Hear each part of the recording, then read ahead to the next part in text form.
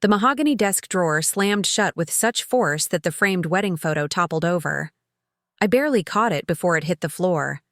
Daniel's face stared back at me from behind the glass, his smile now seeming more practiced than genuine. The folder in my other hand felt impossibly heavy for something containing just a few sheets of paper. I'm Rebecca Mitchell, Becca to my friends, and until 10 minutes ago, I thought I understood my place in the Wilson family. Before we jump back in, tell us where you're tuning in from, and if this story touches you, make sure you're subscribed. Because tomorrow I've saved something extra special for you. Becca, are you home? Daniel's voice echoed from the foyer, the familiar sound of his briefcase hitting the entryway table following shortly after. I froze, still clutching both the photograph and the folder. My heart hammered against my ribs as I heard his footsteps approaching our home office. "In here," I called, my voice steadier than I expected. I slid the folder under a stack of photography magazines just as he appeared in the doorway. "Hey, what are you doing in my office?" His tone was light, but his eyes darted to the open drawer of his desk. "Just looking for stamps," I lied, setting the wedding photo back in its place. "How was the quarterly family lunch?" "Same as always." Mom monopolizing the conversation, Dad checking email under the table, Tom and Jen arguing about who's hosting Thanksgiving. Daniel loosened his tie, the Wilson Family Properties logo catching the afternoon light. "You should have come. Your mother made it clear this was just for blood Wilsons. Something about discussing Q3 financials." "Right," he nodded, but something flickered across his face. Guilt? Annoyance? After 8 years of marriage, I should have been able to read my husband better. But the contents of that folder had me questioning everything I thought I knew. It started with a water stain, a seemingly innocent brown circle on our ceiling that led me into the attic on a rainy Tuesday afternoon while Daniel was at work. I'd gone up to place a bucket under the leak, armed with my phone's flashlight and determination to document the damage for our insurance claim. That's when I spotted the locked chest pushed against the far wall, partially hidden beneath an old comforter. I recognized it immediately. Richard Wilson, my father-in-law, had carried it into our home 3 years earlier, instructing Daniel to keep it safe with a gravity that seemed excessive for family memorabilia. I'd asked about it once over dinner, and Eleanor, my mother-in-law, had dismissed my question with her practiced smile and a swift change of subject. The chest hadn't crossed my mind since then. Out of sight, out of mind. A perfect metaphor for how the Wilson family seemed to treat me at their gatherings. Present but peripheral, tolerated but not embraced. I should have respected their privacy, should have placed the bucket and gone back downstairs to my editing work. The latest wedding photo shoot wasn't going to process itself, but something about that chest pulled at me, the same way a loose thread on a sweater begs to be pulled despite knowing it might unravel everything. The lock was surprisingly simple to pick, a skill I'd learned for a photography installation project years ago, before I met Daniel, before I became a Wilson by marriage if not by acceptance. Inside the chest, I expected family photo albums, perhaps old letters or heirlooms. What I found instead was a series of leather-bound notebooks, each embossed with gold lettering. Wilson Family Annual Assessment. The most recent volume was dated just last year. I lifted it carefully, the leather cool against my fingers. Still crouched in the attic with rain pattering above me, I opened it to a random page and began to read. Jennifer's husband, Kevin Porter, rating 7. 8-10, up 0, 3 from previous year. Strengths. Financial contribution to family business has increased by 15%. Successfully managed riverfront development. Maintains appropriate public image. Weaknesses. Still exhibits independent thinking regarding investment strategies. Occasionally challenges Richard's authority in board meetings. Recommendation: continue quarterly private meetings with Richard to align priorities. My hands trembled as I flipped to another section, Thomas's wife, Olivia Wilson. Rating 6. 210, down 0. 5 from previous year. Strengths: children performing excellently in school. Maintains impeccable home and appearance at all functions. Weaknesses: failed to secure Thompson account despite. Family connections. Displayed emotional reaction when criticized at summer retreat. Recommendation: Eleanor to increase mentoring sessions. Consider limiting involvement in client-facing roles. With growing dread, I searched for my own name, finding it near the end of the volume. Daniel's wife, Rebecca Mitchell Wilson.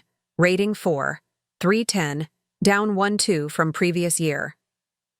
Strengths: continues to maintain acceptable public presence. Photography business no longer takes excessive time away from family obligations. Weaknesses: still resists full integration into family culture.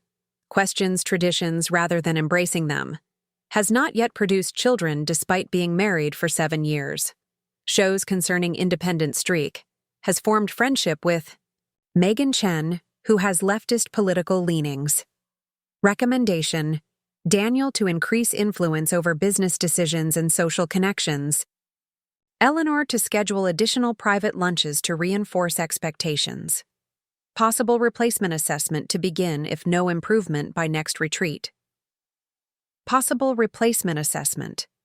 The words burned into my vision like I'd stared at the sun. I snapped the book shut, my breath coming in quick, shallow bursts. The Wilsons weren't just judging me. They were evaluating me like a problematic investment, complete with metrics and contingency plans. The revelation sent me spiraling back through countless interactions.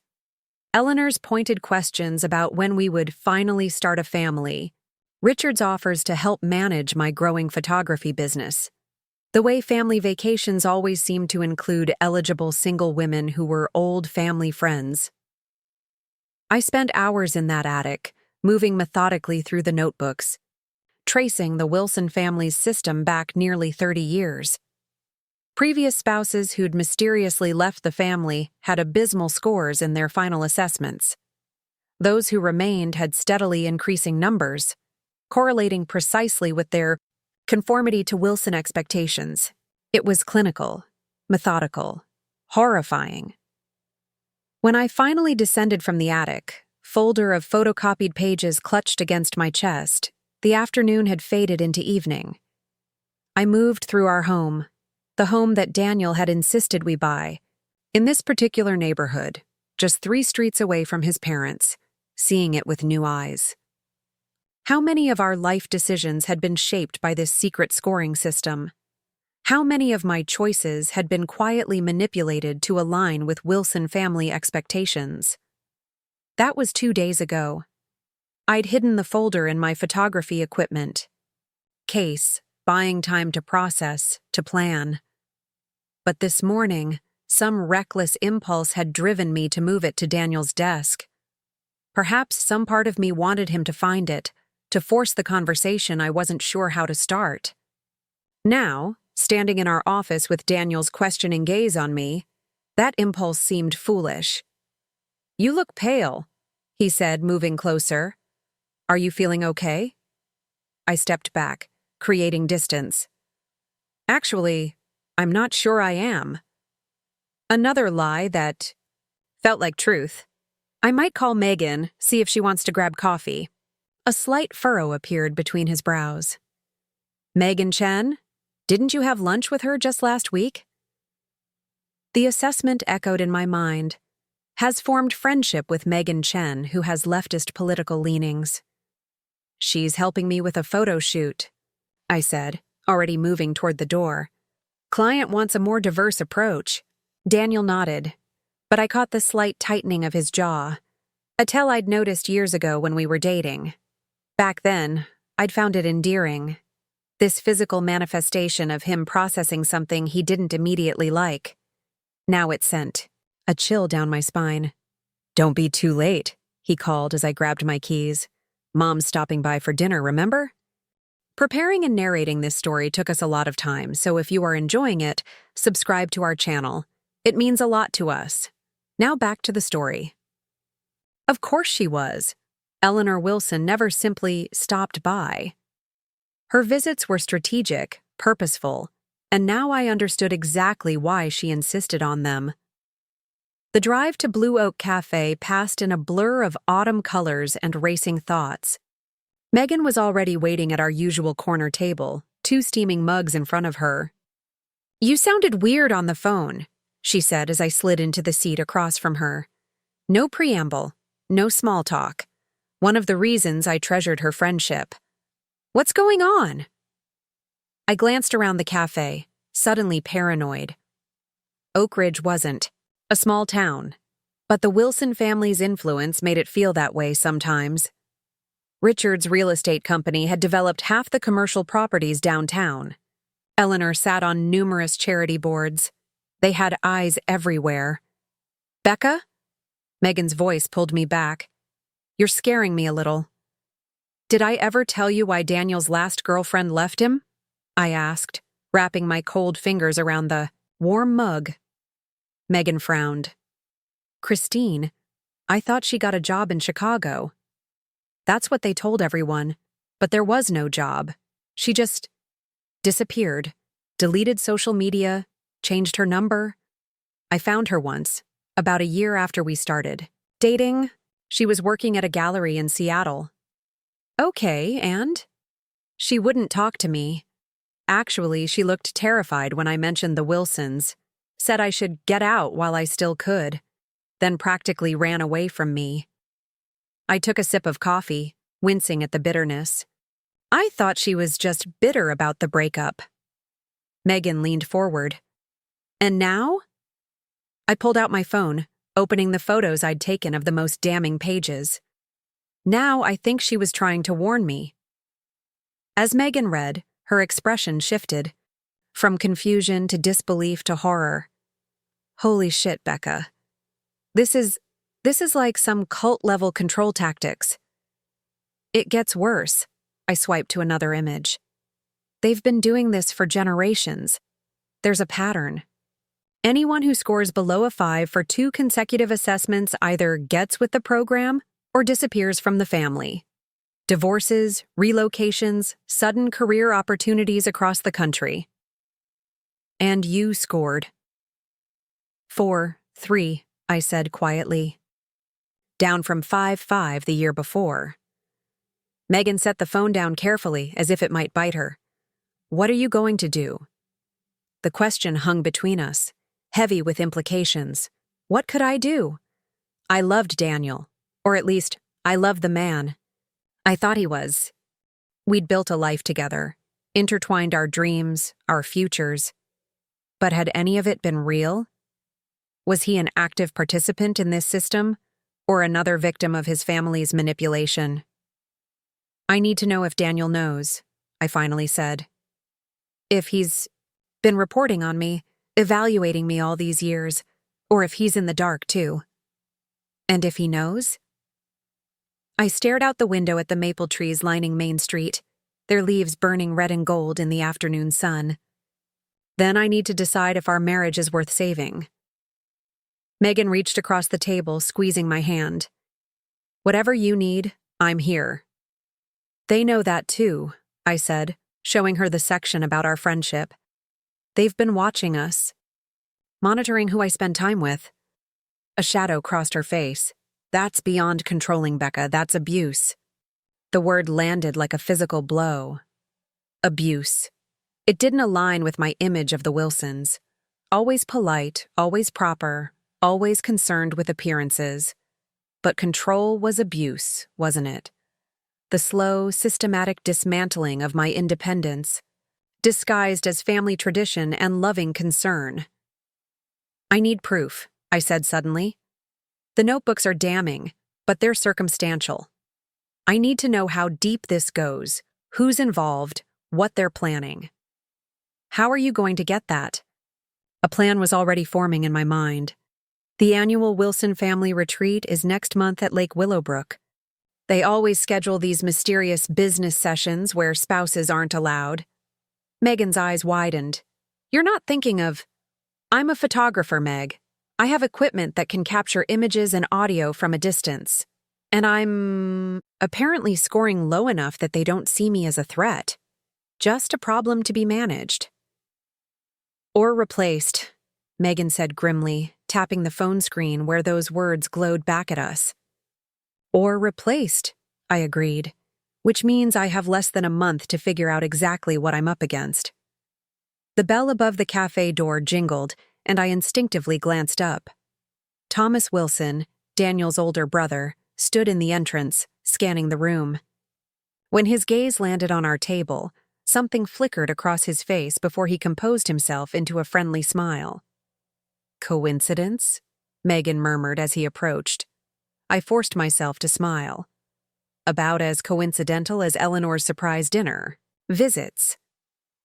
Becca, what a pleasant surprise! Tom's voice carried the same smooth cadence all the Wilsons possessed, like verbal honey designed to make everything they said sound reasonable.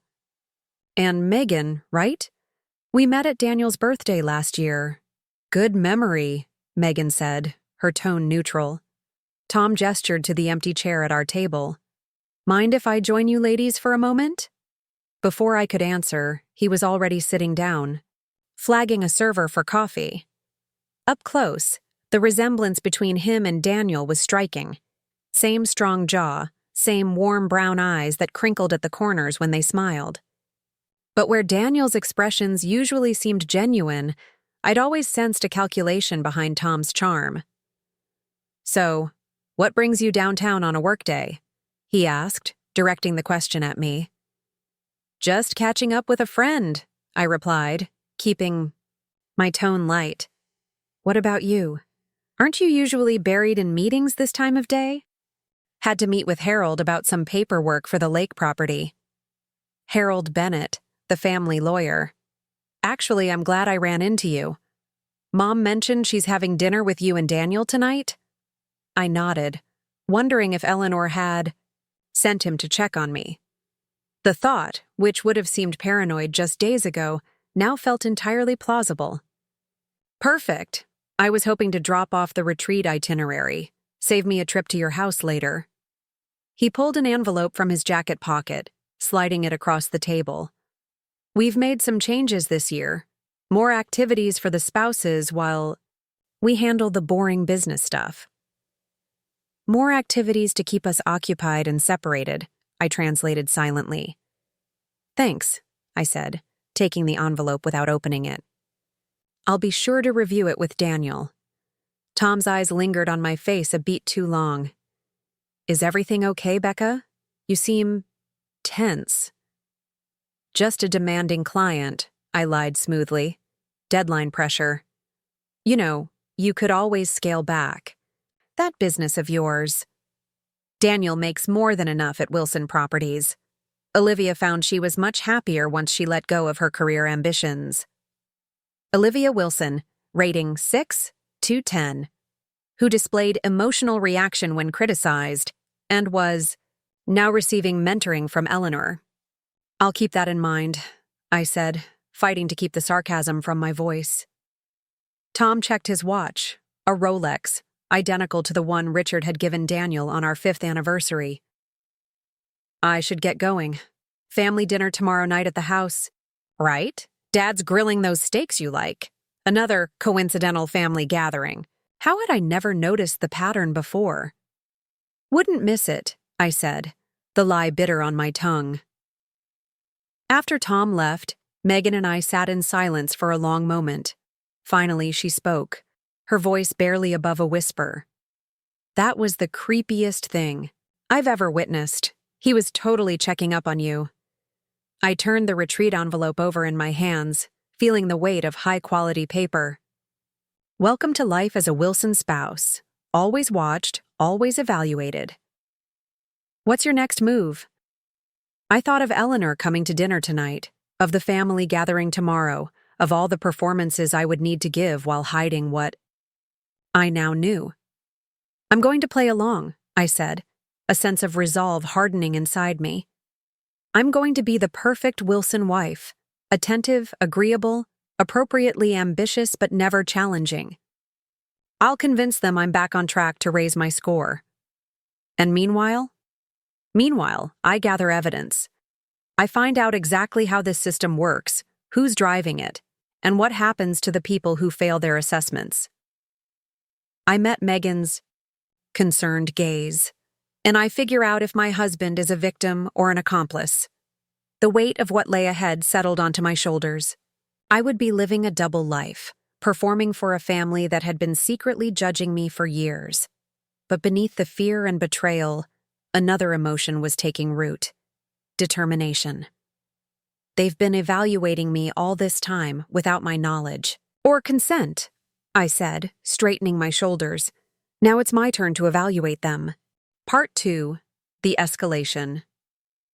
The kitchen smelled of rosemary and garlic as I carefully arranged Eleanor's favorite china on our dining table. Perfect spacing between each setting, water glasses at precisely 2 inches from the plate edge, napkins folded into the bishop's hat style she had suggested I learn last Christmas. As I worked, I could hear Daniel and his mother in the living room, their conversation a gentle murmur punctuated by Eleanor's distinctive laugh. "She's been so distracted lately," I caught Daniel saying, his voice lowered but not enough. "I'm worried about her." "It's natural to go through phases, dear," Eleanor replied, her tone dripping with practiced concern. "Rebecca is adjusting. We simply need to be patient." I set down the silver serving spoon with more force than necessary, the clang making me wince. Adjusting. As if my personhood was an inconvenient character flaw that needed smoothing, out like a wrinkle in one of Eleanor's linen tablecloths. "Dinner's ready," I called, injecting warmth into my voice that I didn't feel. "Hope everyone's hungry." They appeared in the dining room doorway, Eleanor resplendent in her cashmere sweater set, pearls gleaming at her throat. Daniel's hand rested, at the small of his mother's back, a gesture of closeness that had never bothered me before tonight. "Rebecca, darling, everything looks lovely." Eleanor surveyed the table with the practiced eye of someone accustomed to finding flaws. Finding none in the place settings, her gaze shifted to me. "Though you look tired. Are you sleeping well?" The question seemed innocent enough, but I recognized it now for what it was: a probe, testing for weaknesses, gathering data for her assessment. "Just busy with a new client project," I said, ushering them toward their seats. "But it's nothing. A good night's sleep won't fix." I was telling Daniel earlier that Olivia swears by this wonderful herbal supplement. Helps with anxiety, stress, all those little imbalances that can make us women so emotional. Olivia. Rating, 6. 210. Displayed emotional reaction when criticized. "I'll have to ask her about it," I smiled, serving the roasted potatoes. Eleanor preferred while ignoring the twisting sensation in my stomach. Dinner progressed like a carefully choreographed dance. Eleanor leading, Daniel following, me struggling to keep pace while pretending I didn't know the music had been chosen, specifically to trip me up. "So, Rebecca," Eleanor said as she delicately cut her chicken, "Daniel tells me your photography business is quite busy lately." Daniel nodded. "Becca's booked through December. That corporate client I introduced her to has been commissioning regular work." Eleanor's smile tightened almost imperceptibly. "How wonderful. Though I do worry about you stretching yourself too thin, dear. Especially with the family retreat coming up, and the holidays after that. So many obligations." "I manage my schedule carefully," I replied, taking a sip of water to calm the irritation rising in my throat. "Of course you do," Eleanor patted my hand condescendingly. "But there's nothing wrong with prioritizing family over career. Some of the most fulfilled women I know have found their true calling as supporters of their husbands' ambitions. Like Olivia, whose mentoring sessions with Eleanor had increased after her rating dropped. Like Jennifer, who had gradually abandoned her interior design career after marrying Kevin, transitioning into the role of perfect Wilson wife with suspicious ease. Balance is important, I offered neutrally. Speaking of balance, Eleanor turned to Daniel, effectively dismissing my comment. Your father is concerned about the Eastern property development. He thinks you should reconsider your proposal before the board meeting. And just like that, I was sidelined from the conversation, relegated to the role of silent server as they discussed family business. I watched Daniel transform before my eyes, his posture straightening, his vocabulary shifting into the particular cadence the Wilsons adopted when discussing money and power. This was a side of him I rarely saw at home, the Wilson heir apparent, eager for paternal approval, responding to his mother's subtle cues like a well-trained performer. I excused myself to fetch dessert, escaping to the kitchen where I gripped the cool marble countertop, breathing deeply. The assessment book's words echoed in my mind. Questions, traditions rather than embracing them. Shows concerning independent streak. I had always thought my marriage was a partnership. Now I was beginning to understand it was more like a job I was failing at, with quarterly reviews I never knew I was receiving. Need any help? Daniel appeared in the doorway, startling me. Just getting the coffee, I said, gesturing to the French press. Your mother's requested dessert plates warmed to exactly 98 degrees, served with a side of my complete submission to Wilson family protocols. His brow furrowed. What? Nothing, I sighed. Bad joke. Daniel moved closer, resting his hands on my shoulders. You've been off all night. What's going on? For one wild moment, I considered telling him everything, showing him the photocopied pages, demanding to know if he was part of this twisted evaluation system. But Eleanor's voice drifted in from the dining room, and the moment passed. Just tired, I said, leaning into his touch despite everything. And your mother can be intense, he finished for me, kissing the top of my head. I know, but she means well. Did she?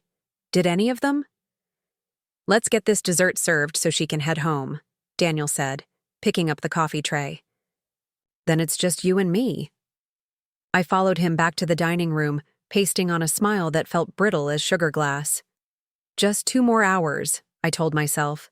2 more hours of performance, and then I could breathe. Eleanor departed shortly after 9, leaving behind a cloud of expensive perfume and a list of helpful suggestions about everything from my hair, perhaps a more conservative cut, to our guest bedroom decor, a bit too modern for potential, nursery conversion. I stood with Daniel on our front porch, waving as her luxury sedan pulled away from the curb. The moment her taillights disappeared around the corner, I let my smile drop, rolling my shoulders to release the tension that had accumulated over the evening. That wasn't so bad, Daniel said, wrapping an arm around my waist as we headed inside. Though Mom did mention you seemed distracted. Did she? I kept my voice carefully neutral. What else did she mention about me? Daniel laughed. Don't start. You know she cares about you. Does she? The question slipped out before I could stop it, sharper than intended. He pulled away slightly, studying my face. What's that supposed to mean? I backpedaled, fear suddenly coursing through me. I wasn't ready for this confrontation, not yet, not without more information. Nothing, I said, forcing a smile. Your mom's lovely, just intense, like you said. Daniel seemed satisfied with this explanation, pulling me closer as we headed upstairs. But as he drifted off to sleep beside me later that night, I lay awake, staring at the ceiling, thinking about the assessment books hidden in the attic above us. Thinking about the ratings, the recommendations, the clinical dissection of my personality flaws. Thinking about what would happen when my score inevitably dropped below the threshold of Wilson family tolerance. Morning arrived with a text from Megan. Coffee? Need update? I replied quickly, can't today. Family dinner tonight. We'll call tomorrow. Daniel was already gone, having left early for a breakfast meeting with his father and brother.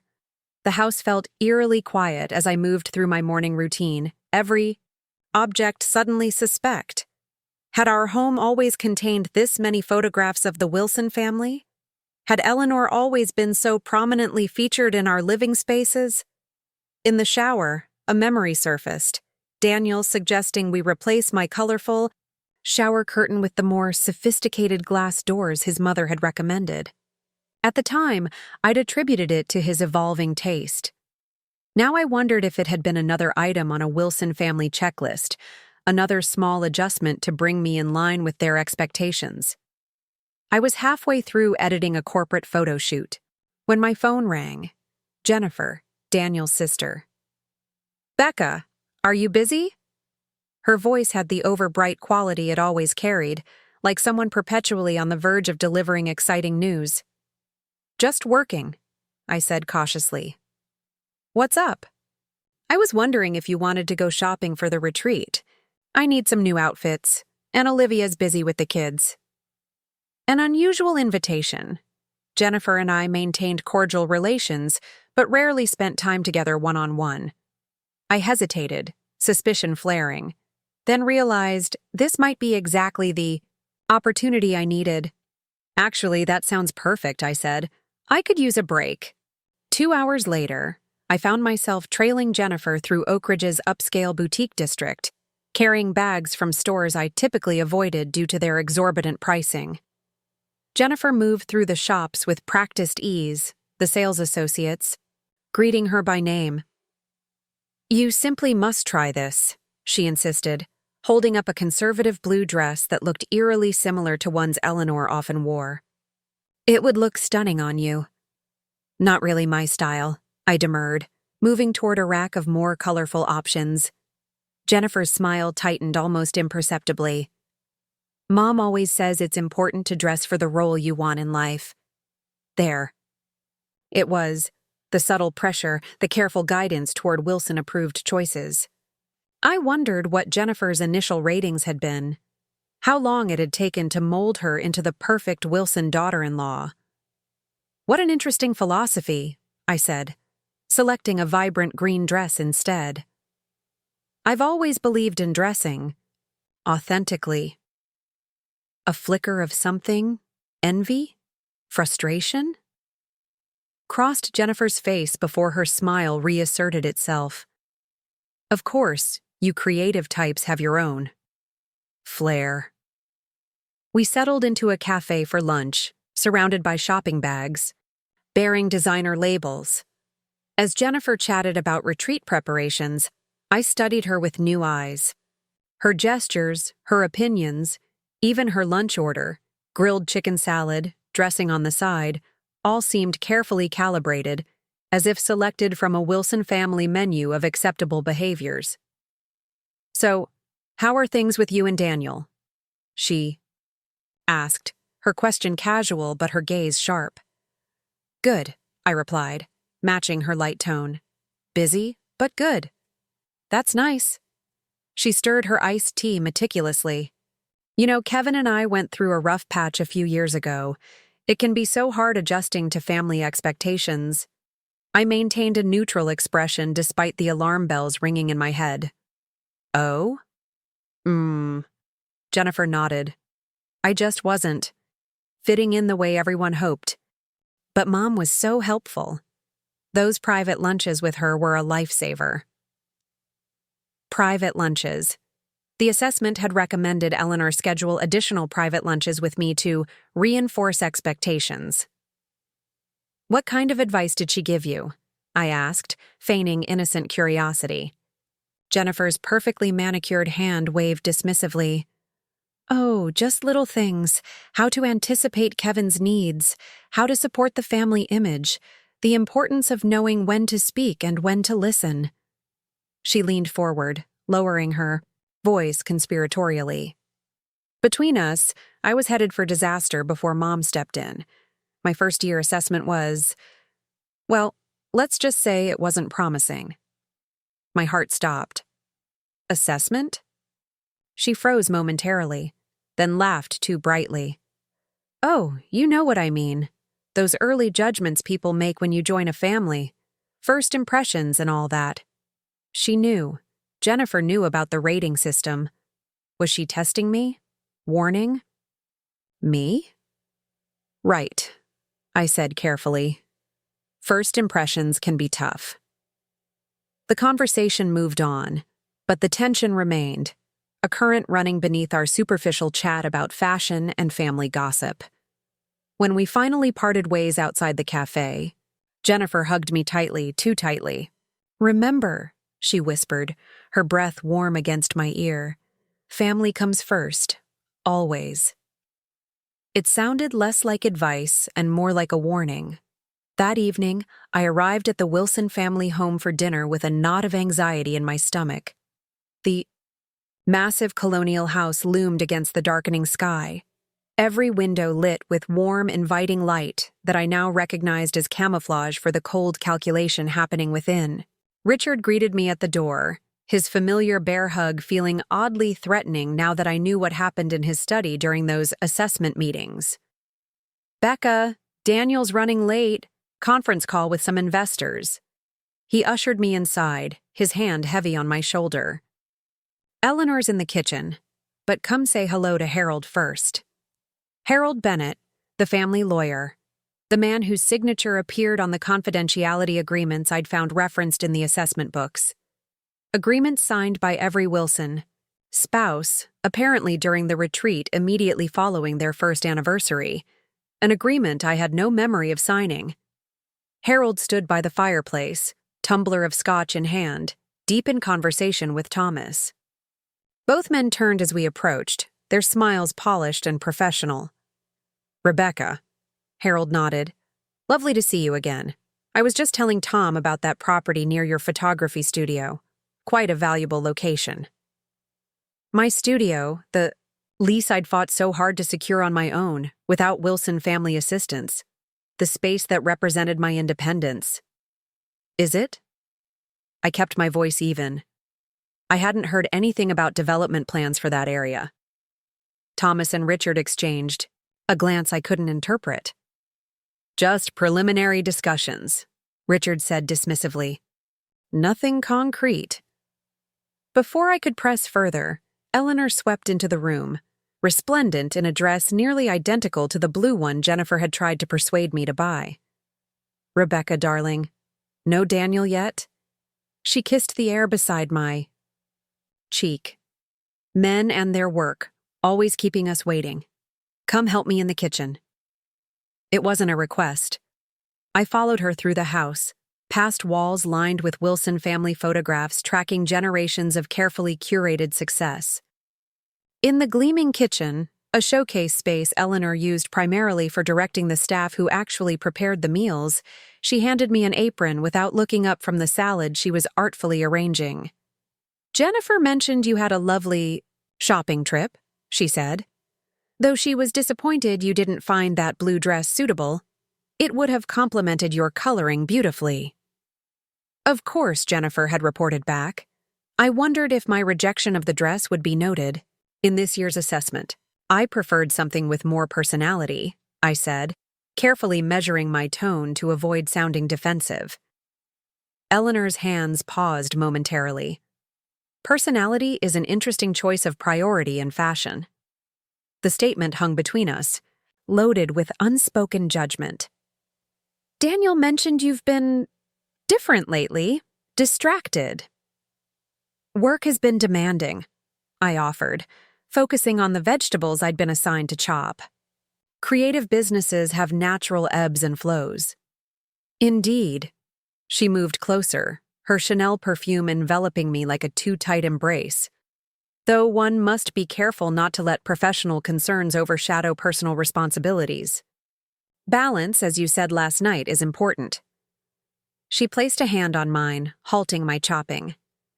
"Your happiness means a great deal to this family, Rebecca. We want to see you thrive. Appropriately." The threat was velvet-wrapped but unmistakable. I looked into Eleanor's eyes, the same warm brown as Daniel's but lacking any genuine warmth, and saw calculation, assessment, the continuous recalibration of strategy. "I appreciate your concern," I said, gently reclaiming my hand. Family means everything to me, too. Her smile didn't reach her eyes. I'm so pleased to hear that. The retreat will be an excellent opportunity for us all to realign our priorities. The arrival of the catering staff spared me from further conversation, and soon the dining room was filled with Wilson family members, each playing their assigned role with practiced precision. I watched them with new awareness, the way Richard controlled discussions through strategic interruptions, how Eleanor signaled approval or disapproval through subtle gestures, the synchronized responses of the spouses who had successfully integrated into the system. Daniel arrived halfway through the first course, apologetic and harried, slipping into the seat beside me with a quick kiss to my temple. Sorry, investors had concerns about the projections. Had to walk them through everything line by line. We were just discussing the retreat, Eleanor said, smoothly redirecting the conversation. Rebecca seems quite enthusiastic this year. All eyes turned to me, expectant. I felt like a specimen under a microscope, each reaction cataloged and interpreted according to Wilson family metrics. Absolutely, I smiled, channeling Jennifer's bright, artificial enthusiasm. I'm particularly looking forward to the family traditions. A ripple of something, surprise, approval, moved around the table. Daniel squeezed my knee under the tablecloth. Wonderful, Richard boomed from the head of the table. The retreat is the cornerstone of our family culture. Continuity, legacy, values passed from generation to generation. Speaking of generations, Eleanor interjected smoothly, Olivia was sharing the most delightful news about Thomas Jr.'s school achievements, following in his father's footsteps already. And just like that, the conversation pivoted to the next generation of Wilsons, to the children I had failed to provide, to the continuation of a legacy I was increasingly certain I wanted no part of. As the dinner progressed, I observed the dynamics with the detached precision I usually reserved for photographic compositions. Thomas dominated conversations about business, deferring only to Richard. Jennifer managed the social calendar discussions, always checking with Eleanor before finalizing plans. Olivia spoke primarily about the children, careful to emphasize how they were being raised according to family traditions. Kevin and Daniel occupied similar spaces in the hierarchy, respected but clearly subordinate to the older generation, their contributions carefully measured against Wilson standards. Both displayed the same unconscious habits, checking with Richard before expressing opinions on business matters, echoing Eleanor's social judgments as if they were their own. I wondered if they realized how synchronized they had become, how thoroughly the Wilson family machinery had incorporated them. I wondered if Daniel knew he was becoming a carbon copy of his father, if he would expect me to transform into Eleanor in turn. The thought made me feel physically ill. Are you all right, dear? Eleanor's voice cut through my thoughts. You've gone quite pale. Just a headache, I murmured, reaching for my water glass. Nothing serious. Perhaps you should head home early, she suggested, her concern performative but her intent clear. My discomfort was disrupting the carefully orchestrated family dinner. Daniel can stay and finish discussing the Johnson property with Richard and Harold. That's not necessary, I began, but Daniel was already nodding in agreement. You have looked tired all day, he said, his concern genuine even as he unconsciously aligned with his mother's suggestion. I can catch a ride with Tom later.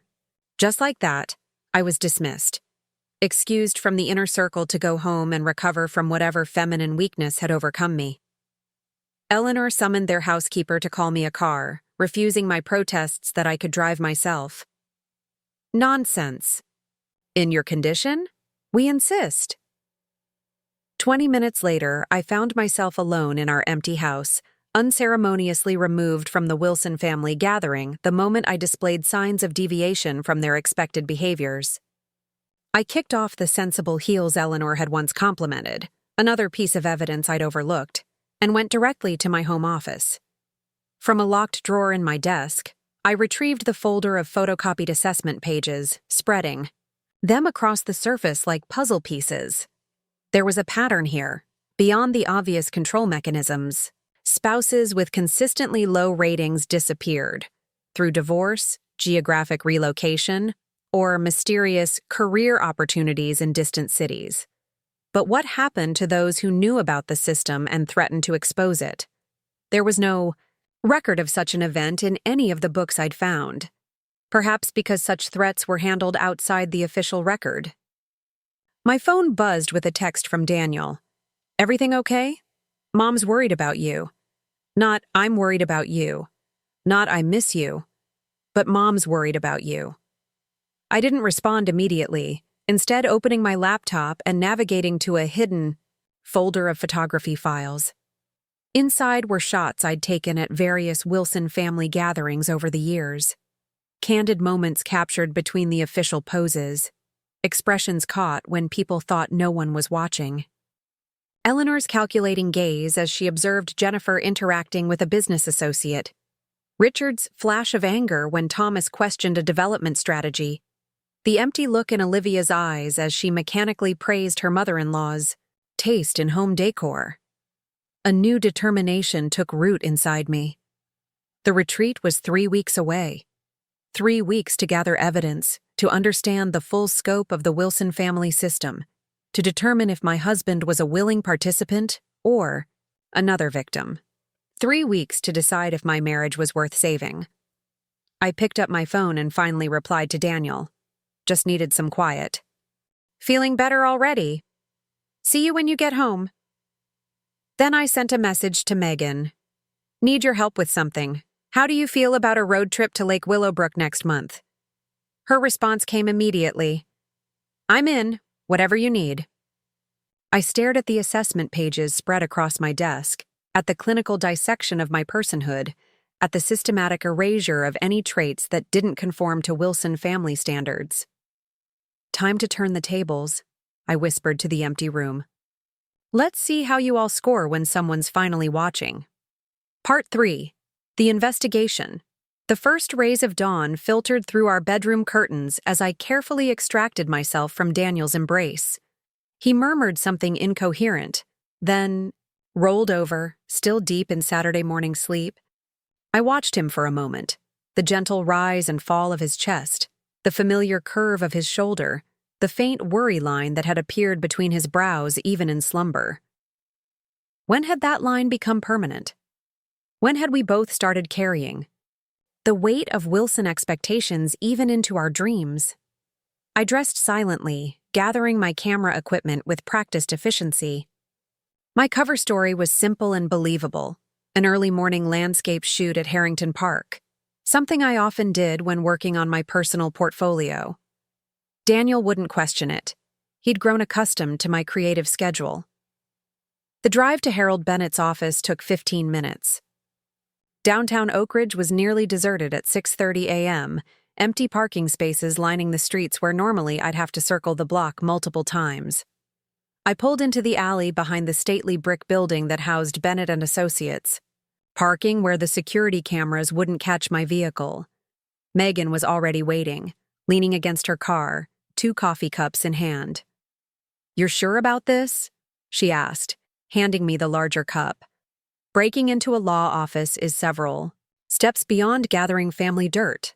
"We're not breaking in," I corrected, sipping the much-needed caffeine. "We're using the key that Harold's assistant conveniently leaves under the back mat every Friday for the weekend cleaning crew. The key you happened to notice when dropping off those contract photos last month." "Exactly." I pulled a pair of disposable gloves from my bag, offering her a second pair. "And we're not stealing anything, just photographing. If there are records of these spouse evaluations, they'll be in Harold's files." Megan sighed but pulled the gloves on. "I still think going to the police would be simpler." "And tell them?" "What? That my in-laws have a creepy scoring system for family members? That's not illegal, just deeply disturbing." I checked my watch. "The security system doesn't activate again until 8 hour. Let's move." The key was exactly where I'd seen it before, and moments later we were inside the hushed wood-paneled hallways of Bennett and Associates. Harold's corner office was unlocked, another small-town habit that worked in our favor. "What exactly are we looking for?" Megan whispered, even though we were alone in the building. "Contracts, confidentiality agreements, anything related to the Wilson family retreat or spouse integration." I moved directly to the imposing filing cabinet behind Harold's desk. The assessment books mentioned legal documents but didn't specify what they contained. The cabinet was locked, but the key hung on a small hook inside Harold's desk drawer, organized and accessible, the habit of a man who never expected anyone to breach his private space. "Here," I said, pulling open the drawer labeled W. "Wilson Family Holdings, Wilson Properties, Wilson Trust, Wilson Retreat Protocols." The folder was thick, filled with documents dating back decades. I laid it on Harold's desk and began systematically photographing each page while Megan kept watch at the door. "Oh my God," I breathed as I flipped through the contents. "Megan, look at this."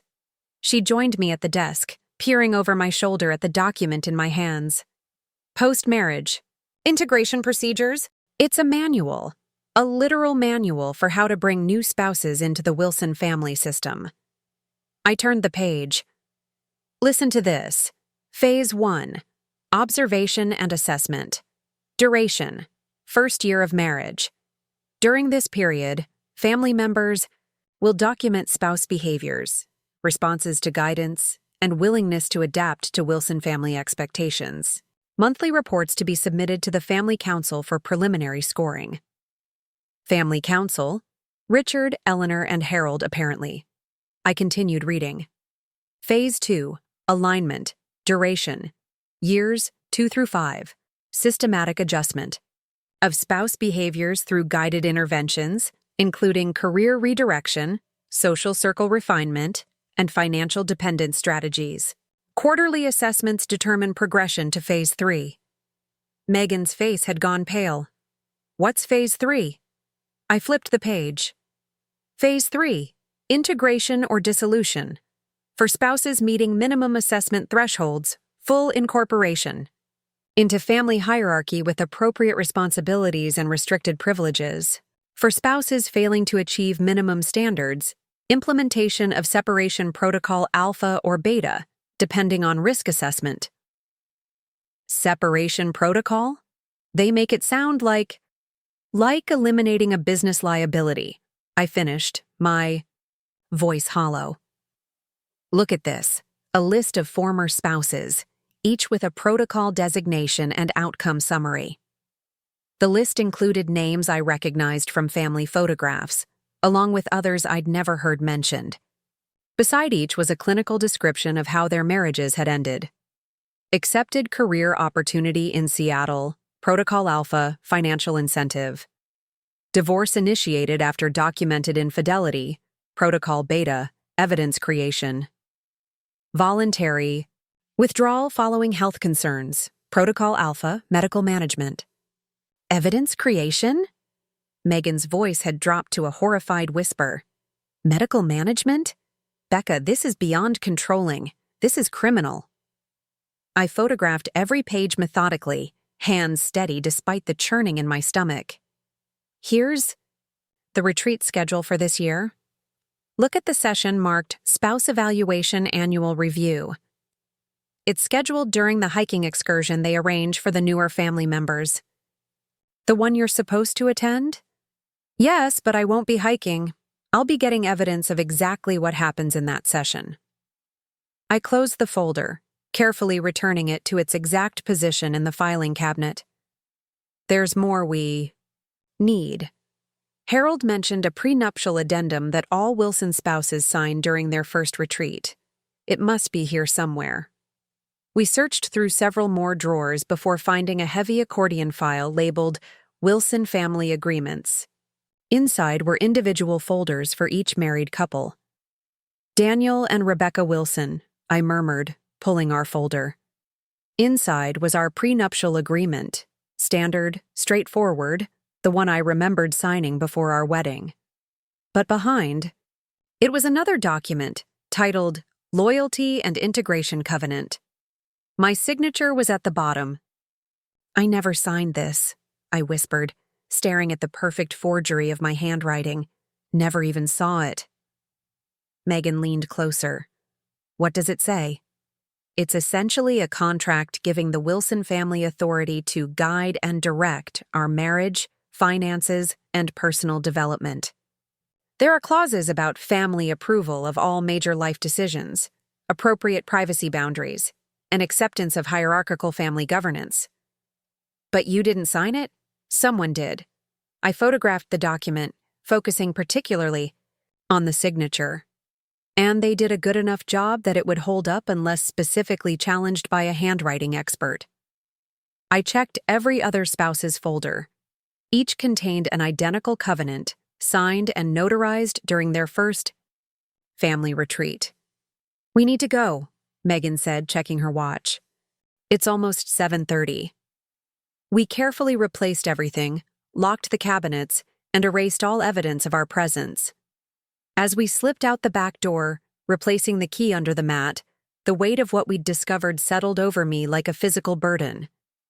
"What are you going to do?" Megan asked as we reached our cars. "Keep gathering evidence.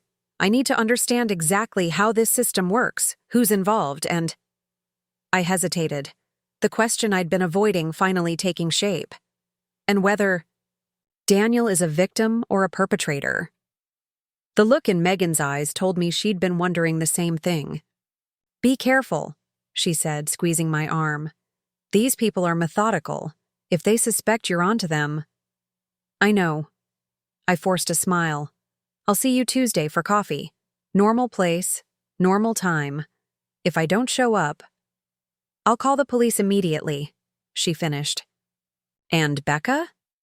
Maybe sleep in the guest room tonight. Say you're fighting a migraine or something." I nodded, the suggestion resonating with my growing unease. How could I lie beside Daniel now, knowing what his family was capable of? Knowing that somewhere in those files might be the beginning of a protocol with my name on it. When I returned home, Daniel was in the kitchen making pancakes, his weekend ritual unchanged in all the years I'd known him. He looked up with a smile that still made my heart ache despite everything. "Hey, you. Get any good shots?" "A few," I said, setting down my camera bag carefully. The light was perfect. He slid a plate toward me, blueberry pancakes arranged in a smiley face the way he knew I liked. Such a small, caring gesture from a man whose family orchestrated the systematic control and disposal of uncooperative spouses. "You look exhausted," he said, studying my face with genuine concern. "Still not sleeping well?" Just that time of year. Clients wanting holiday portraits, everyone rushing before year-end. I took a bite of pancake, forcing myself to maintain normalcy. "What's on your agenda today?"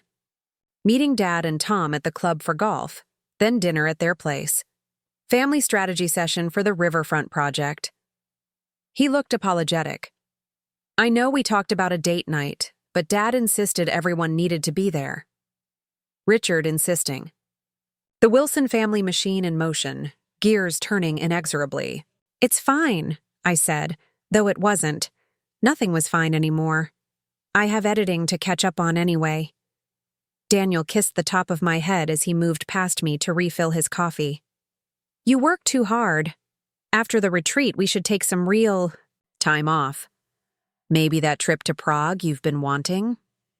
The trip I'd suggested 2 years ago, that Eleanor had diplomatically redirected toward a family vacation in Aspen instead. I wondered what had changed. Was this Daniel genuinely considering my wishes, or was it a strategic concession recommended in my last assessment? "That would be nice," I said carefully, "if we can coordinate our schedules." "I'll make it happen," he promised with a certainty that now felt ominous rather than reassuring. What strings would be pulled? What arrangements made to ensure our trip served Wilson family purposes? After Daniel left for golf, I transferred the photographs from the law office to my secure external hard drive, then spent hours analyzing them, cataloging the evidence, looking for patterns and vulnerabilities in the Wilson system. The more I read, the clearer it became. This wasn't just an eccentric family tradition. It was a sophisticated control mechanism, refined over generations, designed to protect and expand the Wilson empire by ensuring every member, by blood or marriage, served their designated purpose, and those who couldn't or wouldn't comply disappeared in carefully managed ways, their exits orchestrated to minimize disruption and eliminate potential threats to the family's reputation and control. My phone buzzed with a text from Jennifer. Wondering if you'd like to join me and Olivia for spa day tomorrow?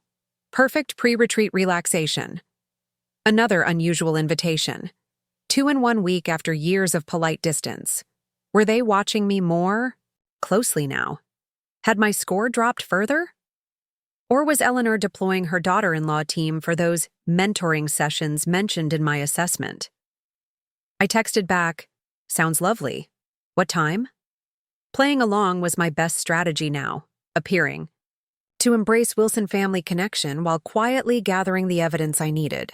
That evening, I created a secure email account and sent copies of the most damning documents to Megan, with instructions to release them to specific journalists if anything happened to me. Paranoid, perhaps, but the clinical descriptions of medical, management, and evidence creation in those protocols left little room for naivety. Daniel returned home just after 11, smelling of cigars and whiskey, the Wilson men's post-golf tradition. He moved through our bedroom with unusual carefulness, clearly trying not to wake me as I pretended to sleep. "Becca?" he whispered. "You awake?" I kept my breathing deep and regular. After a moment, I heard him sigh, then the soft sound of him opening and closing his desk drawer. Curious, I risked cracking one eye open slightly. Daniel stood by the window, phone in hand, typing something with focused concentration. When he finished, he deleted the message thread, a habit I'd never seen him practice before, then plugged in his phone and prepared for bed. Once I was certain he was asleep, I carefully extracted myself from the covers and moved to his phone, on the nightstand. The screen was locked, of course, but I knew his password. His mother's birthday, a detail that now seemed telling rather than sentimental. Nothing unusual in his recent calls or visible text threads. Whatever he'd sent had been thoroughly deleted. I replaced the phone exactly as I'd found it and returned to my side of the bed, mind racing with new questions and suspicions. The spa day with Jennifer and Olivia proved even more illuminating than I'd anticipated. Wrapped in plush robes, faces covered in expensive clay masks, the two women gradually relaxed their guard, especially after a second round of mimosas. "So," Jennifer sighed, leaning back in her chair as a technician worked on her feet, "are you ready for the retreat evaluation?" I kept my expression neutral despite my racing pulse. As ready as I can be, I suppose. Olivia and Jennifer exchanged glances. "First one is the hardest," Olivia offered sympathetically. "After that, you at least know what to expect." "What should I expect?" I asked, intentionally projecting vulnerability. Jennifer hesitated, but Olivia, perhaps due to the mimosas, perhaps from genuine empathy, leaned closer. "Directness," she said quietly. "They'll tell you exactly where you're falling short. It's brutal, but efficient." She gave a hollow laugh. My first evaluation, I cried for 3 days afterward. Tom almost divorced me on the spot for embarrassing him. Eleanor intervened, Jennifer added, as if this was something to be grateful for. "Said you were a promising investment, just needed proper guidance." Investment, the same clinical terminology from the assessment books. "And did the guidance help?" I asked carefully. Olivia's smile had a brittle quality. "Of course. Eleanor has been instrumental in helping me understand my role." "Mom's methods can seem harsh," Jennifer acknowledged, But she gets results. My Kevin went from a headstrong, independent businessman to a true Wilson in under 2 years. And he's happy? I couldn't stop myself from asking. Jennifer looked genuinely confused. Of course. He's successful, respected, part of a powerful family. Why wouldn't he be happy? Because success and respect came with the price of surrender, of submission to the Wilson family machine. But I kept that thought to myself. I just want to make sure I'm doing everything right, I said instead. Daniel deserves a wife who fits into his family properly.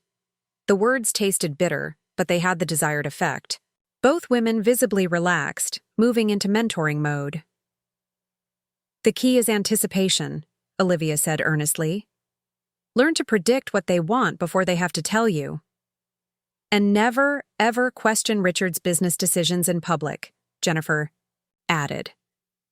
Private disagreement is acceptable, encouraged even if you have legitimate insight, but public solidarity is non-negotiable. What about Eleanor's guidance? I asked. Sometimes I find it difficult to distinguish between suggestions and requirements. Another exchanged glance. They're all requirements, Jennifer said simply. Some just have more flexibility in execution than others. The sooner you stop seeing it as control and start seeing it as opportunity, the happier you'll be, Olivia added, her voice carrying the practiced cadence of a frequently repeated phrase. Eleanor's words, I suspected, regurgitated by a spouse who had learned her lessons well. What happens to people who don't adapt? I asked, working to keep my tone curious rather than pointed. A moment of tense silence followed. Finally, Jennifer spoke, her voice lowered despite our private room. They're given every opportunity to succeed, Becca. Multiple chances, extensive support. The family isn't unreasonable. But if someone truly can't fit in, I pressed. Then it's better for everyone if they exit gracefully, Olivia said, her tone suddenly formal. The family always ensures appropriate arrangements are made. What kind of arrangements? Jennifer's smile had turned brittle. Financial settlements, career opportunities, whatever makes the transition smooth. I see. I matched her smile with equal artifice. Well, I'm grateful for your guidance. I want nothing more than to be a proper Wilson wife. The tension dissipated, and for the remainder of our spa day, I played the role of eager student, absorbing their advice while noting every revealing comment, every inadvertent confirmation of what I'd found in those files. By the time we parted with air kisses and promises to coordinate our retreat wardrobes, I had a much clearer picture of my position in the Wilson hierarchy, and the precariousness of that position. That evening, I met Megan at a restaurant one town over, where no Wilson associates would accidentally spot us. Over pasta and wine, I shared what I'd learned. So, the spa day was basically them trying to coach you into being a better corporate wife? She asked, visibly appalled. More like warning me, I said, pushing my barely touched food around my plate. Jennifer practically confirmed that the family arranges exits for non-compliant spouses. They kept emphasizing how many chances people are given before being removed. And Daniel? Any clarity there? I sighed, the question weighing on me more heavily with each passing day. He's been different, more secretive, deleting text messages, having private conversations with his parents. But whether that's him reporting on me or being pressured himself, I can't tell. Megan reached across the table, squeezing my hand. The retreat's next weekend. Are you sure you want to go through with this? We have enough evidence already to confront Daniel. Evidence of a creepy family system, yes, but not enough to determine who's a willing participant and who's a victim. I pulled out my phone, showing her the schematics of the Lake Willowbrook property I'd downloaded. I need to witness that evaluation session. I need to hear what they say about me, about the other spouses, when they think no one's listening. And if Daniel is part of it, if he's been evaluating you all along? The The possibility cut deep, despite my attempts to prepare for it. Then I'll know our marriage was built on surveillance and control, not love. And I'll leave with documentation of every manipulative, potentially illegal thing the Wilson family has done. Be careful, Megan warned. People who create systems this elaborate don't respond well to being exposed. I nodded, thinking of the protocols detailed in Harold's files. That's why I've taken precautions. If anything happens to me, anything at all, those files go public. I've made sure of it. Let's hope it doesn't come to that. Megan raised her wine glass in a grim toast to taking down the Wilson family rating system. To the truth, I countered, clinking my glass against hers. Whatever it turns out to be. The week before the retreat passed in a blur of careful preparation and performance. By day, I played the role of increasingly compliant Wilson wife, seeking Eleanor's advice on retreat attire, accompanying Daniel to a family foundation event without complaint, even scheduling lunch with Harold's wife to discuss more involvement with the charity committee. By night, I meticulously prepared my surveillance equipment, researched the legal implications of the documents I'd discovered, and drafted contingency plans for every scenario I could imagine. Daniel seemed pleased by my apparent embrace of Wilson family life, though I caught him watching me with occasional puzzlement, as if trying to reconcile this new, amenable version of his wife with the independent woman he'd married. "You seem different lately," he commented one evening as we prepared for bed. "More engaged with the family." I kept my tone light. "Just taking your mother's advice, making more of an effort." "It suits you," he said, and something in his expression made my heart ache. Was that relief in his eyes? Relief that I was finally conforming, finally becoming the Wilson wife I was expected to be? "The retreat will be good for us," I said, testing him. "A chance to really understand our place in the family." He paused, toothbrush halfway to his mouth. "What do you mean by that?" I maintained a neutral smile. "Just that it's important to honor traditions, to fully participate. I know how much the retreat means to your parents." Daniel's posture relaxed slightly. "Right. Yes, they're really looking forward to having everyone together." He hesitated, then added, "Mom mentioned you've been spending time with Jennifer and Olivia. That's great." "They've been very welcoming," I said carefully. "Very informative about family expectations." Something flickered across his face. Concern, guilt, before he nodded. "Good. That's good." He said nothing more on the subject, but later that night, I heard him, on the phone in his office, voice too low to distinguish words, but tone unmistakably urgent. The day before our departure for Lake Willowbrook, I met with Megan one final time, providing her with updated documentation and contingency instructions. "If I don't contact you by Sunday evening, call this number," I said, handing her a card with a private investigator's information. She's already been briefed and paid a retainer, then released the first set of documents to these journalists. I passed her another list. "And if you do contact me, then we proceed based on what I discover." I took a deep breath. If Daniel is innocent in all this, if he's as controlled and evaluated as the rest of us, then I'll confront him privately, show him the evidence, offer him the chance to break free with me. And if he's not innocent? I met her gaze steadily. Then I'll implement my own exit strategy, one the Wilsons won't see coming. As I drove home that afternoon, rehearsing scenarios and contingency plans, a strange calm settled over me. In just a few days, I would know the truth about my marriage, about the family I'd joined, about the man I'd pledged my life to. Whatever that truth revealed, I would no longer be the unaware subject of their secret assessments. I would no longer be rated and evaluated against metrics I didn't know existed. One way or another, I would reclaim my story from the Wilson family's controlling grip. Daniel was packing when I arrived home, methodically folding the retreat wardrobe Eleanor had essentially prescribed for him years ago.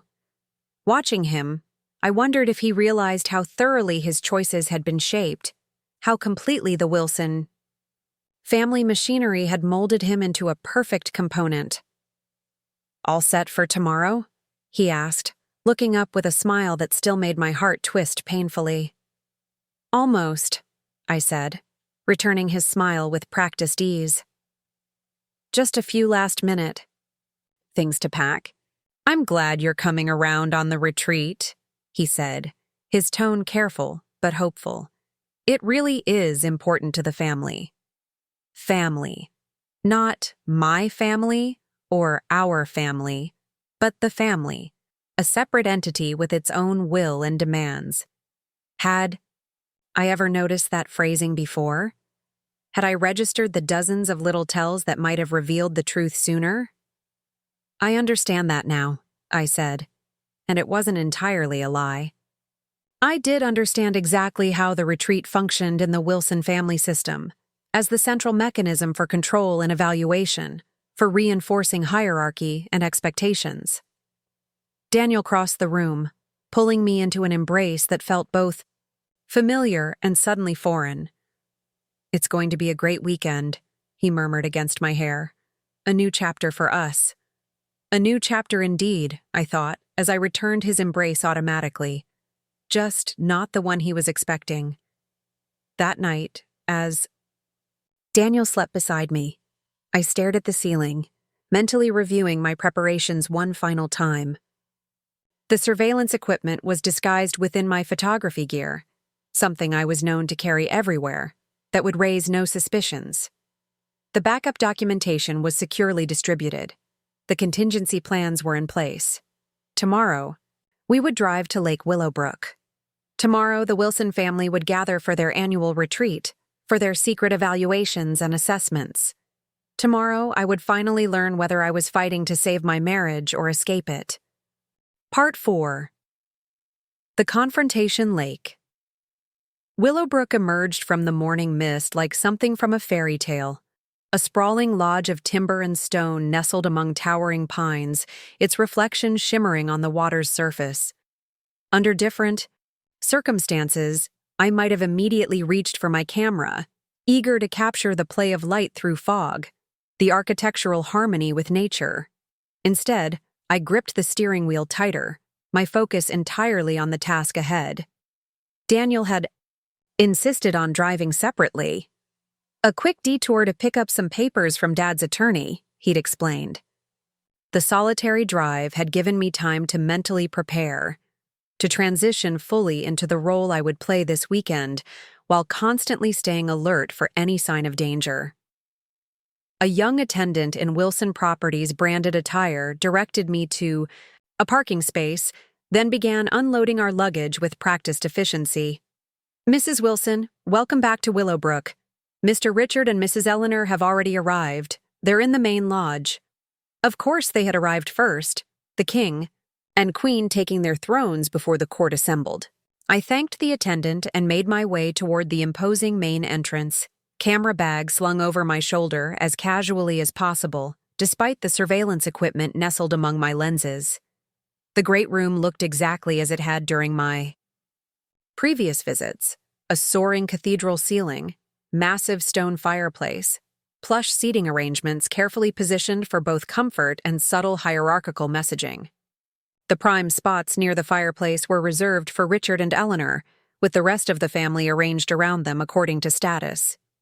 Eleanor spotted me immediately, rising with the practiced grace that made every movement seem both effortless and choreographed. "Rebecca, darling, you're earlier than expected." Her kiss brushed the air beside my cheek. Daniel mentioned he'd be arriving separately. "I wanted to get some morning shots of the lake," I explained, patting my camera bag. "The light is perfect right now." Always the artist. Her smile conveyed both indulgence and mild disapproval. "Well, you have plenty of time before lunch. Thomas and Olivia should arrive within the hour, and Jennifer and Kevin are already settling into their cabin." The Wilson retreat followed. The same schedule each year, Arrival day for settling in and preliminary discussions, followed by 2 days of family bonding activities, carefully structured to reinforce the hierarchy while providing the appearance of relaxed leisure. "I think I'll freshen up first," I said, matching her polite smile. "Which cabin are Daniel and I in this year?" "Pine Hollow, same as last time. Richard prefers consistency in the arrangements." She gestured to a hovering staff member. "Marcus, we'll show you." As I followed the attendant along the wooded path to our cabin, I mentally reviewed the property layout. Pine Hollow was positioned midway between the main lodge and the boathouse, a location that reflected Daniel's middle-tier status in the family hierarchy. Richard and Eleanor occupied the largest cabin with the best view. Thomas and Olivia, as the oldest son and his wife, stayed in the cabin nearest to Richard and Eleanor's. Jennifer and Kevin were housed on the other side. The positioning wasn't accidental. Everything in the Wilson universe had purpose, meaning, message. Pine Hollow was exactly as I remembered, rustic luxury designed to appear effortlessly comfortable, while actually representing significant wealth and privilege. I tipped Marcus generously, then secured the door behind him before beginning a methodical sweep of the cabin. I checked for hidden cameras in light fixtures, vents, smoke detectors. I examined the landline phone for signs of tampering. I inspected the walls for unusual wiring or recently patched areas. Nothing seemed overtly suspicious, but I knew better than to assume privacy in a Wilson-controlled space. From my camera bag, I removed a small electronic device Megan had sourced through a security contact, a signal detector designed to identify surveillance equipment. I moved through each room slowly, watching for alerts. The device remained silent until I entered the bathroom, where it emitted a soft beep near the decorative mirror. A careful examination revealed a tiny camera built into the frame, angled toward the shower. I felt a surge of nausea, followed by cold rage. How long had this been here? Had it been installed recently, or had we been under surveillance during previous retreats without my knowledge? I left it untouched. Disabling it would alert them to my awareness, but made a mental note to avoid the bathroom for anything private. Instead, I unpacked methodically, arranging my clothing in the dresser with a precision that would satisfy Eleanor's expectations while concealing small recording devices in strategic locations throughout the cabin. By the time I finished, the morning was advancing toward noon. I needed to establish my cover story by actually taking some photographs of the lake. Grabbing my camera, I headed toward the shoreline, alert for any sign of Wilson family members. The lake was still relatively deserted, most guests presumably still arriving or settling in. I took several landscape shots, then turned my attention to the boathouse, the scheduled location for tomorrow's spouse evaluation session. From the shore, I captured several angles of the structure, documenting potential entry points and sightlines. To casual observers, I was simply an enthusiastic photographer. In reality, I was conducting reconnaissance. Getting some good shots? I startled, turning to find Harold Bennett standing a few feet away, his customary wool sweater replaced by casual lakeside attire that somehow still managed to look formal. "Harold, I didn't hear you approach." I lowered my camera, forcing a smile. "Just taking advantage of the morning light." He glanced at my camera, then toward the boathouse I'd been photographing. "Planning to document the entire retreat?" There was something in his tone, a subtle probing that raised my internal alarms. "Just the scenic elements," I assured him. "I know the family discussions are private." He nodded, seemingly satisfied. "Eleanor mentioned you've been showing more interest in family traditions lately. That's good to see, Rebecca. Integration is a process, after all." Integration. The exact terminology from the protocols I'd photographed in his office. I maintained my pleasant expression with effort. "I've come to appreciate how important family cohesion is to the Wilsons," I said, selecting my words carefully. "Indeed, Harold studied my face for a moment longer than comfortable. Well, I should get back. Richard wants to review some documents before the welcome lunch. I believe your husband has arrived, by the way. I saw him heading to your cabin. He strolled away, hands in his pockets, the picture of relaxed affluence. Only once he was out of sight did I allow my shoulders to drop, exhaling the tension his presence had created. Daniel was indeed at the cabin when I returned, unpacking his suitcase with the methodical precision that had once seemed merely tidy, but now felt programmed. "There you are," he said, looking up with a smile. "Get some good photos?" "A few." I set my camera down carefully. The light was better than expected. "Mom mentioned she saw you earlier, said you seemed enthusiastic about the retreat this year." I moved to my suitcase, using the action to hide my expression. "I've been thinking about what you said, about family traditions being important, trying to embrace the Wilson way more fully." Daniel crossed to me, turning me gently to face him. For a moment, he simply looked at me, his eyes searching mine for something I couldn't identify. "What?" I asked, maintaining my neutral expression with effort. "Nothing. You just seem different lately." "Good different or bad different?" "Just different." He brushed a strand of hair from my face, the gesture achingly familiar. "We should head to lunch. You know how Dad feels about punctuality." The welcome lunch was served on the terrace overlooking the lake, the entire Wilson clan arranged around a massive table laden with gourmet food prepared by the private chef Richard employed for these events. I took my assigned seat between Daniel and Jennifer, directly across from Olivia, with Eleanor presiding from the head of the table opposite Richard. As the meal progressed, I observed the family dynamics with new awareness.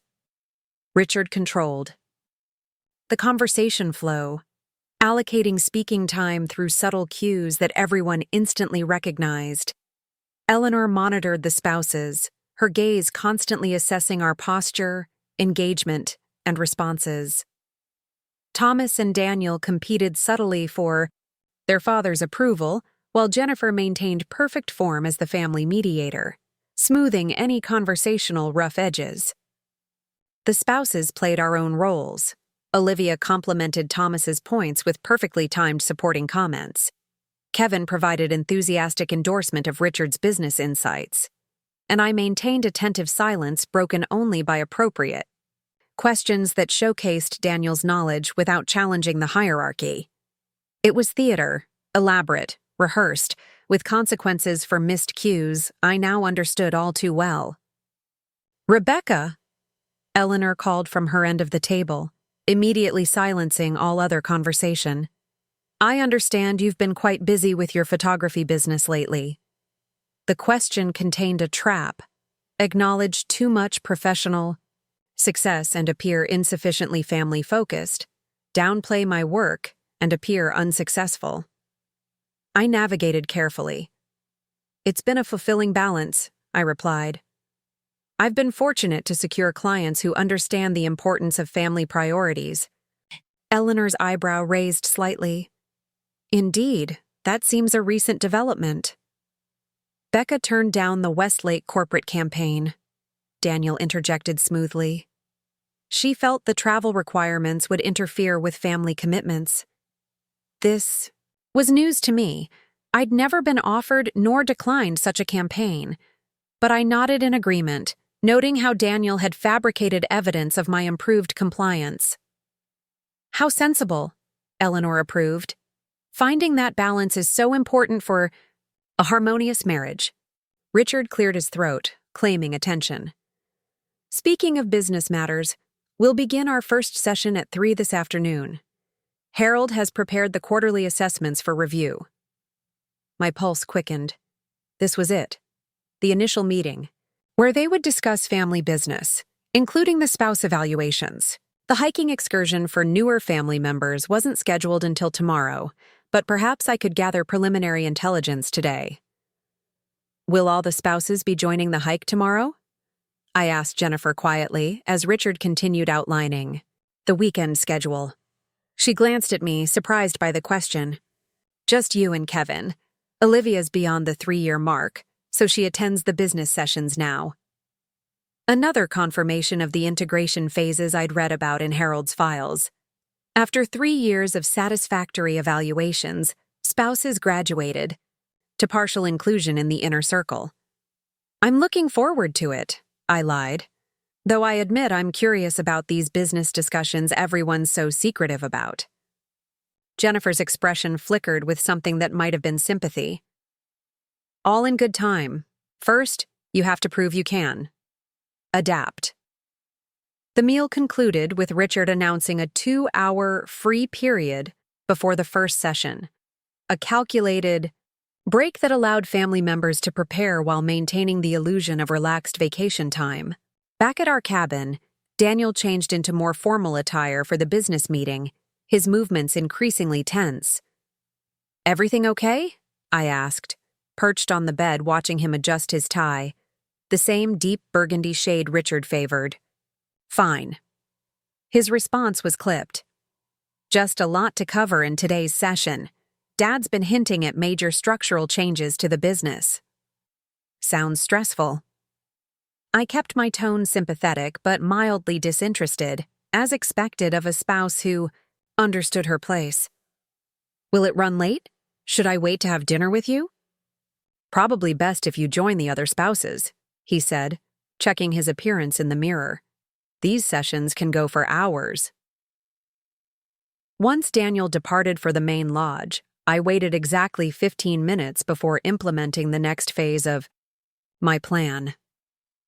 Changing into hiking attire and grabbing my camera, I left the cabin via the back door, taking a circuitous route through the woods to approach the main lodge from the blind side, away from the large windows of the meeting room. Years of photographing wildlife had taught me how to move silently, how to remain unseen while positioning for the perfect shot. Those skills served me well as I circled the massive structure, identifying the meeting room by the cluster of luxury vehicles parked nearby. The building's rustic design included numerous decorative elements that provided convenient handholds and concealment. I scaled a maintenance trellis to reach a narrow utility walkway that ran below the meeting room's windows, designed to allow staff access for cleaning and maintenance. Pressed against the wall beside a partially open window, I activated the directional microphone concealed in what appeared to be a telephoto lens, aiming it toward the voices inside. Through my earpiece, the conversation became clear. "Quarterly performance reviews first," Richard was saying, "then the spouse evaluations. Harold has prepared the updated integration assessments for discussion." "I've distributed the preliminary ratings," Harold's voice responded. "As you'll see, we have some concerning developments to address." Papers rustled. I imagined the family members reviewing documents containing clinical assessments of their spouses, of me. "Thomas, let's begin with your household," Richard continued. "Olivia's rating has improved to 6.8, reflecting her increased compliance with family protocols and successful management of the children's academic performance." "She's been working very hard to meet expectations," Thomas confirmed, his tone businesslike despite discussing his wife. "The mentoring sessions with Mother have been particularly effective in correcting her tendency toward emotional expression." "Indeed," Eleanor interjected. "Olivia has shown marked improvement in public composure and appropriate deference. I believe she's ready for limited inclusion in the investment committee discussions, though not voting privileges yet." "Agreed," Richard said. "Note that for the record, Harold. Olivia Wilson approved for Phase 3, Level 1 privileges." More paper shuffling. "Moving to Jennifer's household," Harold continued. "Kevin maintains his solid 7.9 rating with notable improvement in business contributions while maintaining appropriate subordination to senior family members." "He's fully integrated," Jennifer stated, pride evident in her voice. "Completely aligned with family objectives." "Excellent," Richard approved. "We'll proceed with his advancement to full voting rights at the next quarterly review." My stomach churned as I listened to them discussing human beings, their spouses, like corporate assets being evaluated for promotion or dismissal. But the worst was yet to come. "Now for Daniel's household," Harold said, his tone shifting subtly. "Rebecca's current rating is problematic." Silence fell over the room. I pressed the microphone closer, straining to hear. "How problematic?" Daniel asked, his voice tight. "Her rating has fallen to 3.9, Harold replied. "That's below the sustainability threshold, as you know." "But she's been making efforts," Daniel protested. "She's been more engaged with family activities, more receptive to guidance." "Too little, too late," Thomas interjected. "The pattern is clear, Daniel. She shows superficial compliance, then reverts to independence. The photography business takes precedence over family obligations. She maintains inappropriate friendships. She questions protocols. Recent behavior modifications appear strategic rather than genuine," Eleanor added, her clinical assessment of me chilling to hear. "I suspect she's recognized her precarious position and is attempting to present artificial compliance." "We've seen this pattern before," Richard stated gravely. "The Bennett analysis suggests a 92% probability that she'll never successfully integrate into the family structure." "What are you suggesting?" Daniel's voice had taken on an edge I rarely heard. "Rebecca is my wife. And your first responsibility is to this family," Richard countered firmly. "We've been patient, Daniel. We've provided resources, guidance, multiple opportunities for adjustment. The data is conclusive." "We're recommending implementation of Separation Protocol Alpha," Harold said quietly. "Financial incentive package, career opportunity in the European division, clean dissolution of the marriage with appropriate non-disclosure provisions." My blood ran cold. They were discussing the termination of my marriage as dispassionately as a business divestiture. "And if she doesn't accept?" Daniel asked, his voice strained. A heavy pause followed. "Then Protocol Beta would be required," Richard finally answered. "Though we prefer to avoid such measures when possible." Protocol Beta, evidence creation. The method they used when spouses wouldn't leave quietly, when they needed to manufacture reasons for divorce that would preserve the family's reputation and control. "I need time to think," Daniel said. "This is unexpected." "The assessment trends have been clear for over a year," Eleanor countered. "Your attachment is clouding your judgment, dear. Remember, Christine, how difficult that became when you delayed the inevitable?" Christine, Daniel's ex-girlfriend who had disappeared to Seattle, who had warned me to get out while I could. Had she been subjected to Protocol Beta when Protocol Alpha failed? "We'll finalize the decision tomorrow." "During the spouse evaluation session," Richard concluded. "For now, let's move on to the quarterly business results." As the conversation shifted to financial matters, I carefully withdrew from my position, mind reeling with what I'd just heard. They had already decided my fate. Tomorrow's evaluation was merely a formality, a pretense of deliberation when the verdict had already been delivered. And Daniel. Daniel hadn't immediately agreed to their plan, but neither had he strongly objected. His hesitation told me nothing conclusive about whether he was a willing participant in this system, or another victim caught in its machinery. I made my way back to our cabin through the woods, moving on autopilot, my thoughts racing. I needed to adjust my plans. Whatever evidence I gathered tomorrow would be useful for exposing the Wilson family system, but it wouldn't save my marriage. That path had already been closed by a rating of 3. 9 on a scale I'd never consented to be judged by. The question now was not whether to leave, but how, and what to salvage from the wreckage. Back at the cabin, I transferred the audio recording to my secure drive, then sent a coded message to Megan. Weather forecast changing. May need rain check on Sunday plans. Our predetermined signal that the situation had escalated. She would be on higher alert now, ready to implement our contingency plans if necessary. I spent the next hour carefully considering my options. Confronting the entire family was too risky. They had resources, influence, and a system designed to eliminate threats.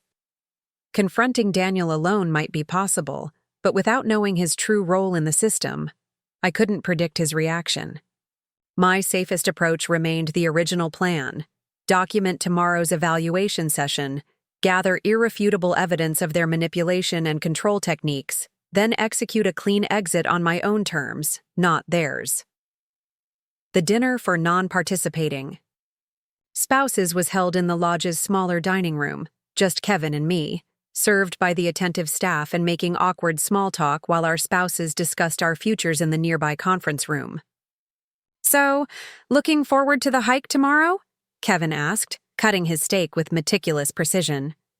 "Absolutely," I lied smoothly. "Though I might bring my camera. The lake views are supposed to be spectacular from the ridge trail." Kevin's fork paused halfway to his mouth. "I don't think cameras are allowed on that excursion. Family policy." "Oh?" I maintained an innocent expression. "I don't recall Daniel mentioning that." "It's a distraction-free experience," he explained carefully. "Better to be fully present for the natural beauty." I nodded as if this made perfect sense, noting how uncomfortable Kevin became discussing anything adjacent to the family's secret systems. His perfect integration, his 7.9 rating, had been achieved through complete surrender of independent thought. "I'll leave the camera behind then," I assured him. "Wouldn't want to break any rules." After dinner, I returned to our empty cabin, the silence oppressive as I waited for Daniel to return from the meeting. I considered calling Megan, but decided against it. The Wilson retreat operated on its own cellular network, ostensibly for better coverage in this remote area, but more likely for monitoring communications. It was nearly midnight when Daniel finally returned, the scent of whiskey preceding him through the door. He looked exhausted, the weight of whatever had followed my eavesdropping session clearly bearing down on him. "Long meeting," I observed. From my position on the couch, a book open in my lap, though I hadn't read a word. "Budget projections," he said vaguely, loosening his tie. "You know how Dad gets about the numbers." Another lie in a marriage I was discovering had been built on them. I studied his face, searching for any sign of the man I thought I'd married, wondering if he had ever existed. "Everything okay?" I asked. "You seem tense." He poured himself another whiskey from the cabin's well-stocked bar. "Just tired. These retreats are always..." "Intense?" I suggested when he didn't finish his thought. "Yeah." He downed half his drink in one swallow. "Intense." I closed my book, setting it aside. "Daniel, are you happy with our marriage?" The question clearly startled him. He turned to face me fully, his expression guarded. "What kind of question is that?" "A simple one," I countered. "Are you happy with me, with our life together?" He set his glass down, approaching to sit beside me on the couch. "Of course I am." "Why would you ask that?" I searched his face, looking for truth among the practiced responses. "Sometimes I wonder if I'm meeting expectations. If I'm the wife you hoped I'd be." His expression softened, and he took my hand. "Becca, you're everything I want." "But am I everything your family wants?" I pressed, pushing closer to dangerous territory but needing to gauge his reaction. A shadow crossed his face. "What my family thinks doesn't matter. This is about us." But it wasn't, and we both knew it. The Wilson family machinery controlled everything: our home location, our social circle, our career paths, our future plans. There was no us separate from the Wilson collective. "Just feeling insecure, I guess," I said, retreating to safer ground. "The Wilson family is so accomplished. Sometimes it's intimidating." "You have nothing to worry about," he assured me, squeezing my hand. The lie came easily to him, even as plans for my removal were being finalized one building away. That night, lying beside him in the darkness, I listened to his breathing even out into sleep while my mind raced through tomorrow's possibilities. By this time tomorrow, I would have the evidence I needed. I would know definitively whether Daniel was victim or perpetrator. I would have my escape plan in motion. For now, though, I was still trapped in the Wilson family web, playing my assigned role while they discussed my disposal like a problematic business asset. Morning arrived with picture-perfect weather for the scheduled hiking excursion.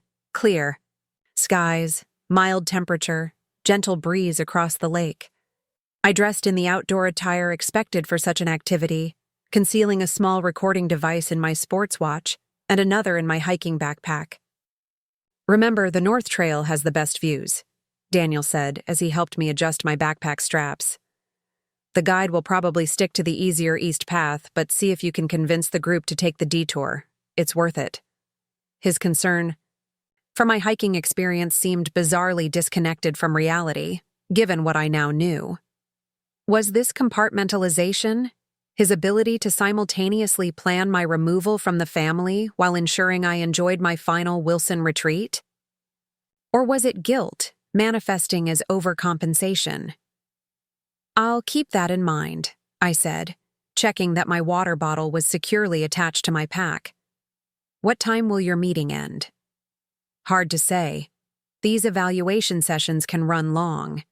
He kissed my forehead. "Have fun, though. Try to enjoy it." Try to enjoy being herded away from the real action, kept occupied with physical activity while my future was decided without my input. I forced a smile. "I'm sure it will be illuminating." We parted ways outside the main lodge, Daniel heading toward the boathouse where the evaluation session would take place, me joining Kevin and our assigned hiking guide near the trailhead. As I watched Daniel walk away, I wondered if this was the last normal moment we would share, if by dinner our marriage would be effectively over. The hiking guide, a local outdoorsman named Trevor who clearly had no idea of the Wilson family dynamics, enthusiastically outlined our planned route, pointing out highlights on a trail map. Kevin nodded along, playing his role of interested participant while occasionally checking his watch. "We should get started," he suggested after the third such glance. "Wouldn't want to fall behind schedule." Trevor led us onto the trail, chatting about local wildlife and geology with authentic passion. Under different circumstances, I might have enjoyed the excursion, might have been capturing the stunning vistas with my camera instead of mentally calculating how quickly I could separate from the group.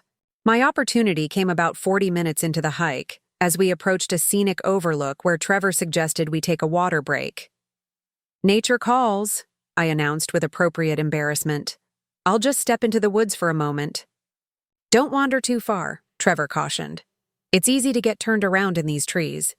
I assured him I would be careful, then moved just far enough into the forest to be hidden from view, while still able to navigate back to the trail. Once out of sight, I quickly changed direction, moving swiftly through the underbrush toward the lake. My research had revealed a maintenance path that ran along the water's edge, providing a direct route back to the lodge area without returning to the main trail.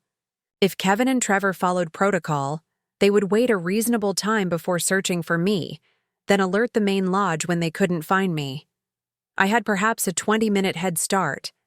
I moved as quickly as I could without leaving obvious signs of passage, grateful for the outdoor skills my father had taught me during childhood camping trips.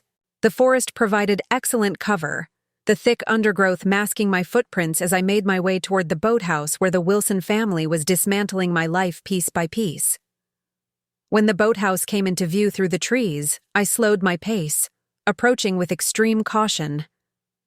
The structure was larger than a typical boathouse, designed to host small gatherings with its upper level configured as a meeting space overlooking the lake. I circled to the service entrance on the far side, where deliveries and maintenance access provided a less visible approach. As expected, the door was unlocked.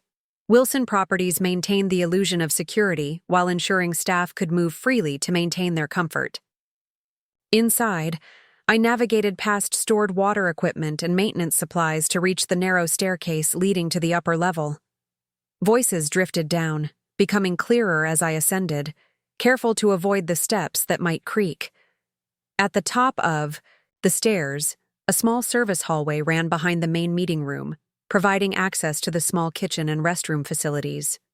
Perfect for my purposes, as it allowed me to position myself just outside the meeting room, hidden from view, but able to record everything. I activated both recording devices, then pressed myself against the wall beside the partially open door to the meeting room, where the Wilson family evaluation session was in full swing. Final assessment indicates continued pattern of resistance, Harold was saying, his voice formal and detached. Despite surface-level compliance in recent weeks, the underlying psychological profile remains incompatible with full integration. The recommendation stands, Richard declared. Separation Protocol Alpha, to be initiated immediately following the retreat. I still think we're being hasty, Daniel said, his voice strained.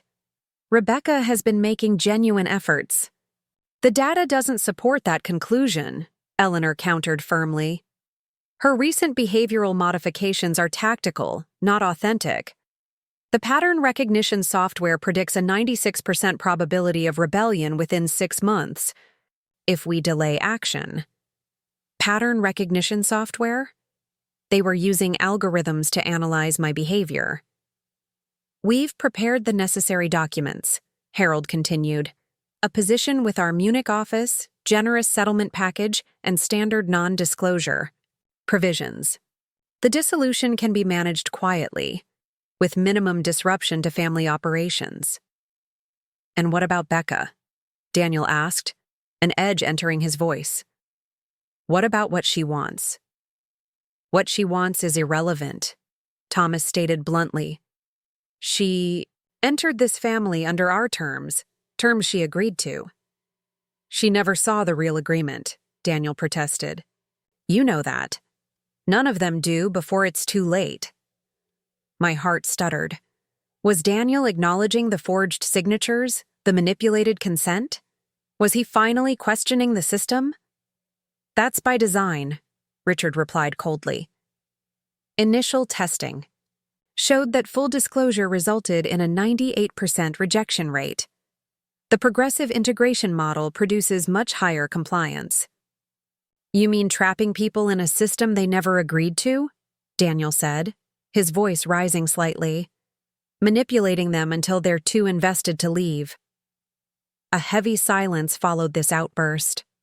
Finally, Eleanor spoke, her tone dangerously calm. Daniel, I understand you're emotionally attached to Rebecca. That's natural. But you're allowing sentiment to cloud your judgment. Remember your commitment to this family. I remember being told my wife would be evaluated fairly, he retorted. That if she made an honest effort, she'd be accepted. She was evaluated according to established metrics, Harold interjected. The same metrics applied to every spouse for 3 generations. Metrics designed to identify people who will surrender their identity to become Wilson automations, Daniel shot back. Maybe the metrics are the problem, not Becca. My pulse raced. Daniel was defending me, questioning the system. Had he been a reluctant participant all along? Or was this a new awakening? You're out of line. Richard's voice cut through the room like a whip. Your primary loyalty is to this family, to the legacy we've built. Individual relationships are secondary to that purpose. Always have been. Always will be. And if I disagree? Daniel challenged. If I choose my wife over your protocols? Another weighted silence. When Richard spoke again, his voice had dropped to a dangerous quiet. Then you would be making a grave mistake, one with significant consequences. Are you threatening me, Dad? Daniel asked incredulously. I'm reminding you of reality, Richard replied. You signed the same covenant we all did.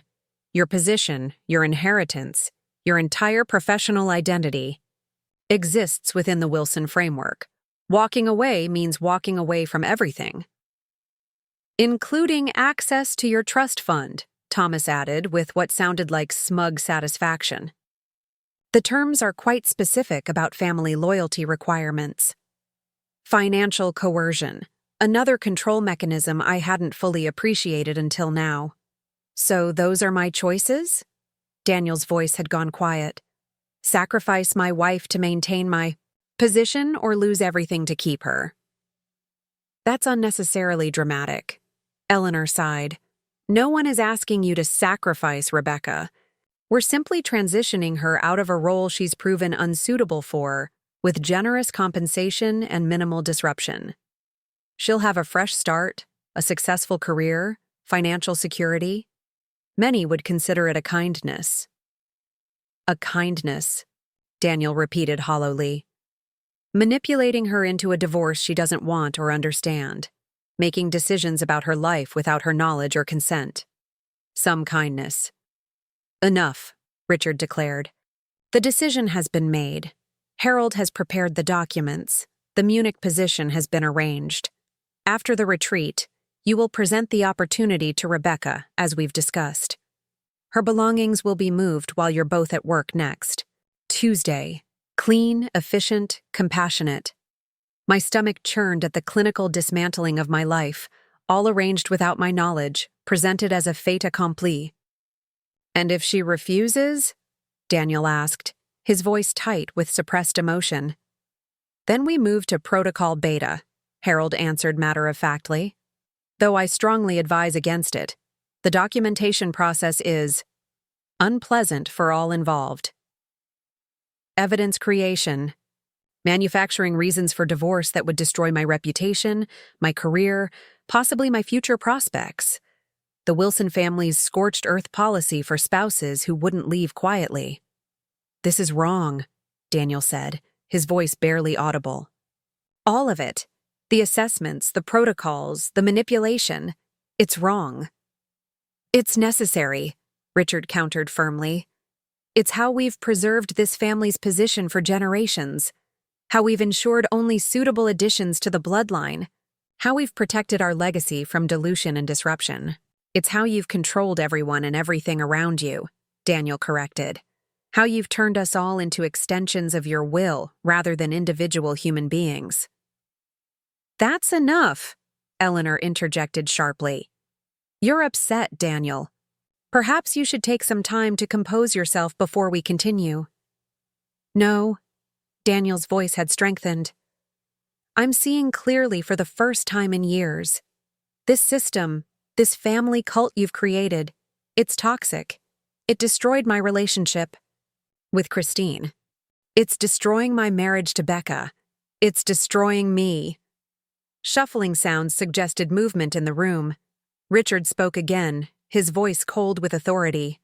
You're dismissed, Daniel. Return to your cabin, collect yourself, and reconsider your position. When you're ready to approach this rationally, we'll resume the discussion. There's nothing more to discuss, Daniel responded, his voice moving toward the door where I was hidden. I won't do it. I won't be part of this anymore. Panic surged through me. I had seconds to move before Daniel exited directly into my hiding spot. I backed away rapidly, searching for concealment, but the narrow service hallway offered few options. The door to the meeting room flew open just as I pressed myself into the small alcove beside the restroom door.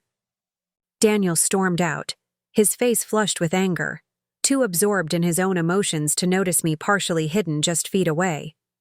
He descended the stairs quickly, his footsteps heavy with fury. I remained frozen, hardly daring to breathe, as voices continued from the meeting room. That went as expected, Harold noted calmly. He'll calm down, Richard replied dismissively.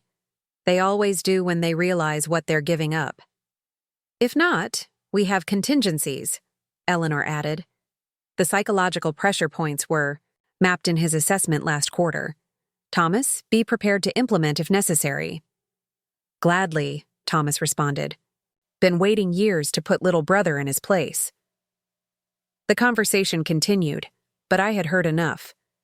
I needed to find Daniel, to learn if his rebellion was genuine or simply another manipulation tactic. Carefully, silently, I made my way back down the service stairs and out the maintenance entrance, circling wide around the boathouse to avoid being spotted.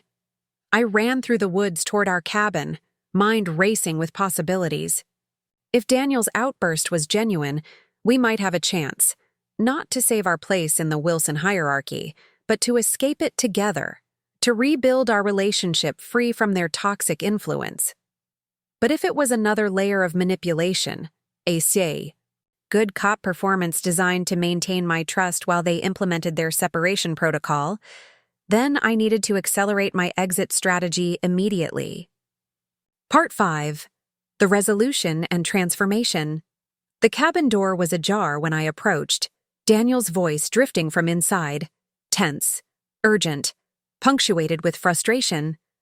I slowed my pace, moving silently across the wooden porch to listen before revealing my presence. "I don't care about the contingencies," he was saying, his tone sharp. "I'm done with this system. All of it." A pause. He was on the phone. "No, you don't understand. I've watched them break people for years, reshape them, control them, discard them when they don't comply. I was complicit. I let it happen to Christine. I almost let it happen to Becca." Another pause, longer this time. 24 hours, that's all I need. Yes, I have copies of everything. No, they don't know. I've been planning this for months. Yes, since her score first dropped. Below threshold. My breath caught. Daniel had been planning something related to my evaluation score for months? Was this evidence of deeper manipulation or preparation for rebellion? "The account is set up. Untraceable, just like you showed me." "No, Megan. I won't tell Becca yet. Not until I'm sure she's safe." Megan? My Megan? Daniel was talking to my best friend? The revelation hit me like physical blow, pieces clicking together in a pattern I hadn't anticipated. I pushed the door open, no longer concerned with stealth. Daniel spun toward me, phone still pressed to his ear, face draining of color. "She's here. I have to go." He ended the call, setting the phone down carefully as if it might explode. "Becca, you're supposed to be hiking." "And you're supposed to be at the evaluation session," I countered, closing the door behind me. "The one where your family decided to implement separation protocol alpha on me." His eyes widened. "How do you know about the protocols? The evaluation system? The way your family monitors, controls, and discards spouses who don't measure up to their standards?" I leaned against the door, blocking the exit. "I've known for weeks, Daniel. I found the assessment books in the attic. I've been investigating ever since." Daniel sank onto the couch, shock evident in every line of his body. "You know everything?" The forged integration covenant, the surveillance, the manipulated career opportunities, the systematic isolation from independent friends. I crossed my arms. "Everything except why you're talking to my best friend about untraceable accounts and keeping me safe." "It's not what you think," he began, then stopped himself, shaking his head. "Actually, it's exactly what you think. I've been planning an escape from my family for months." "With Megan's help?" "My Megan?" He nodded slowly. "She approached me after your last lunch together. Said if I was half the man you thought I was, I'd help you get away from my family before they destroyed you." The implication staggered me.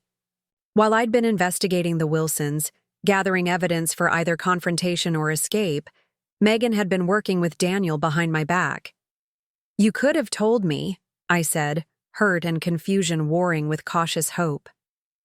"All this time I've been trying to figure out if you were a victim or perpetrator in this system, and you never once indicated you saw anything wrong with it." I couldn't risk it. Daniel stood, moving toward me with urgent intensity. The Surveillance is everywhere. Our house, our cars, our phones. My family has been monitoring me since I first showed signs of integration resistance with Christine. If they suspected I was planning to leave, they'd implement containment protocols immediately. Containment protocols? Another layer of the Wilson control system I hadn't uncovered. Financial lockdown, social isolation, psychological pressure through family members. He ran a hand through his hair, agitation evident in every movement. I've seen it happen to cousins who tried to break away. One ended up in a wellness facility for 6 months before returning completely compliant. The implications chilled me to the bone. Not just control and manipulation, but something approaching imprisonment. "What exactly have you been planning?" I asked, maintaining a careful distance, still unsure if I could trust this newly revealed version of my husband. A complete break. New identities, secure finances they can't trace or control, relocation to a place beyond their influence. He gestured to his phone. Megan connected me with people who could help.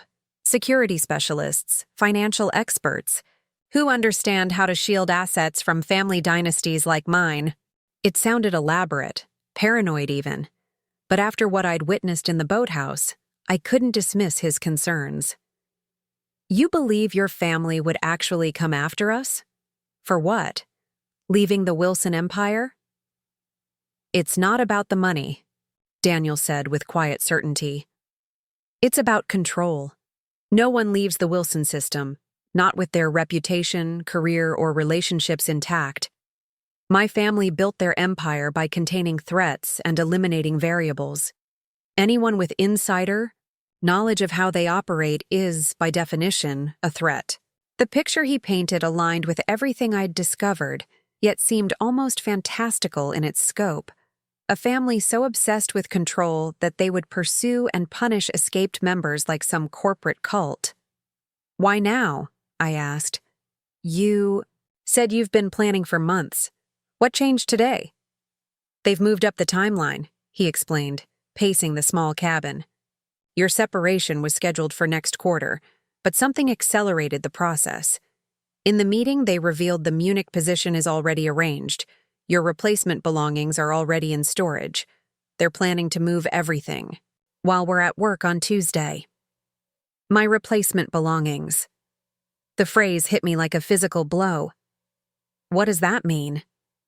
"It means they've already duplicated your essential possessions. Clothes, personal items, professional equipment.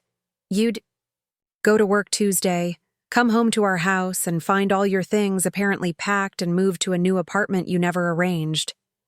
The psychological disorientation is by design, making you doubt your own memory, your own choices. The calculated cruelty of it stole my breath.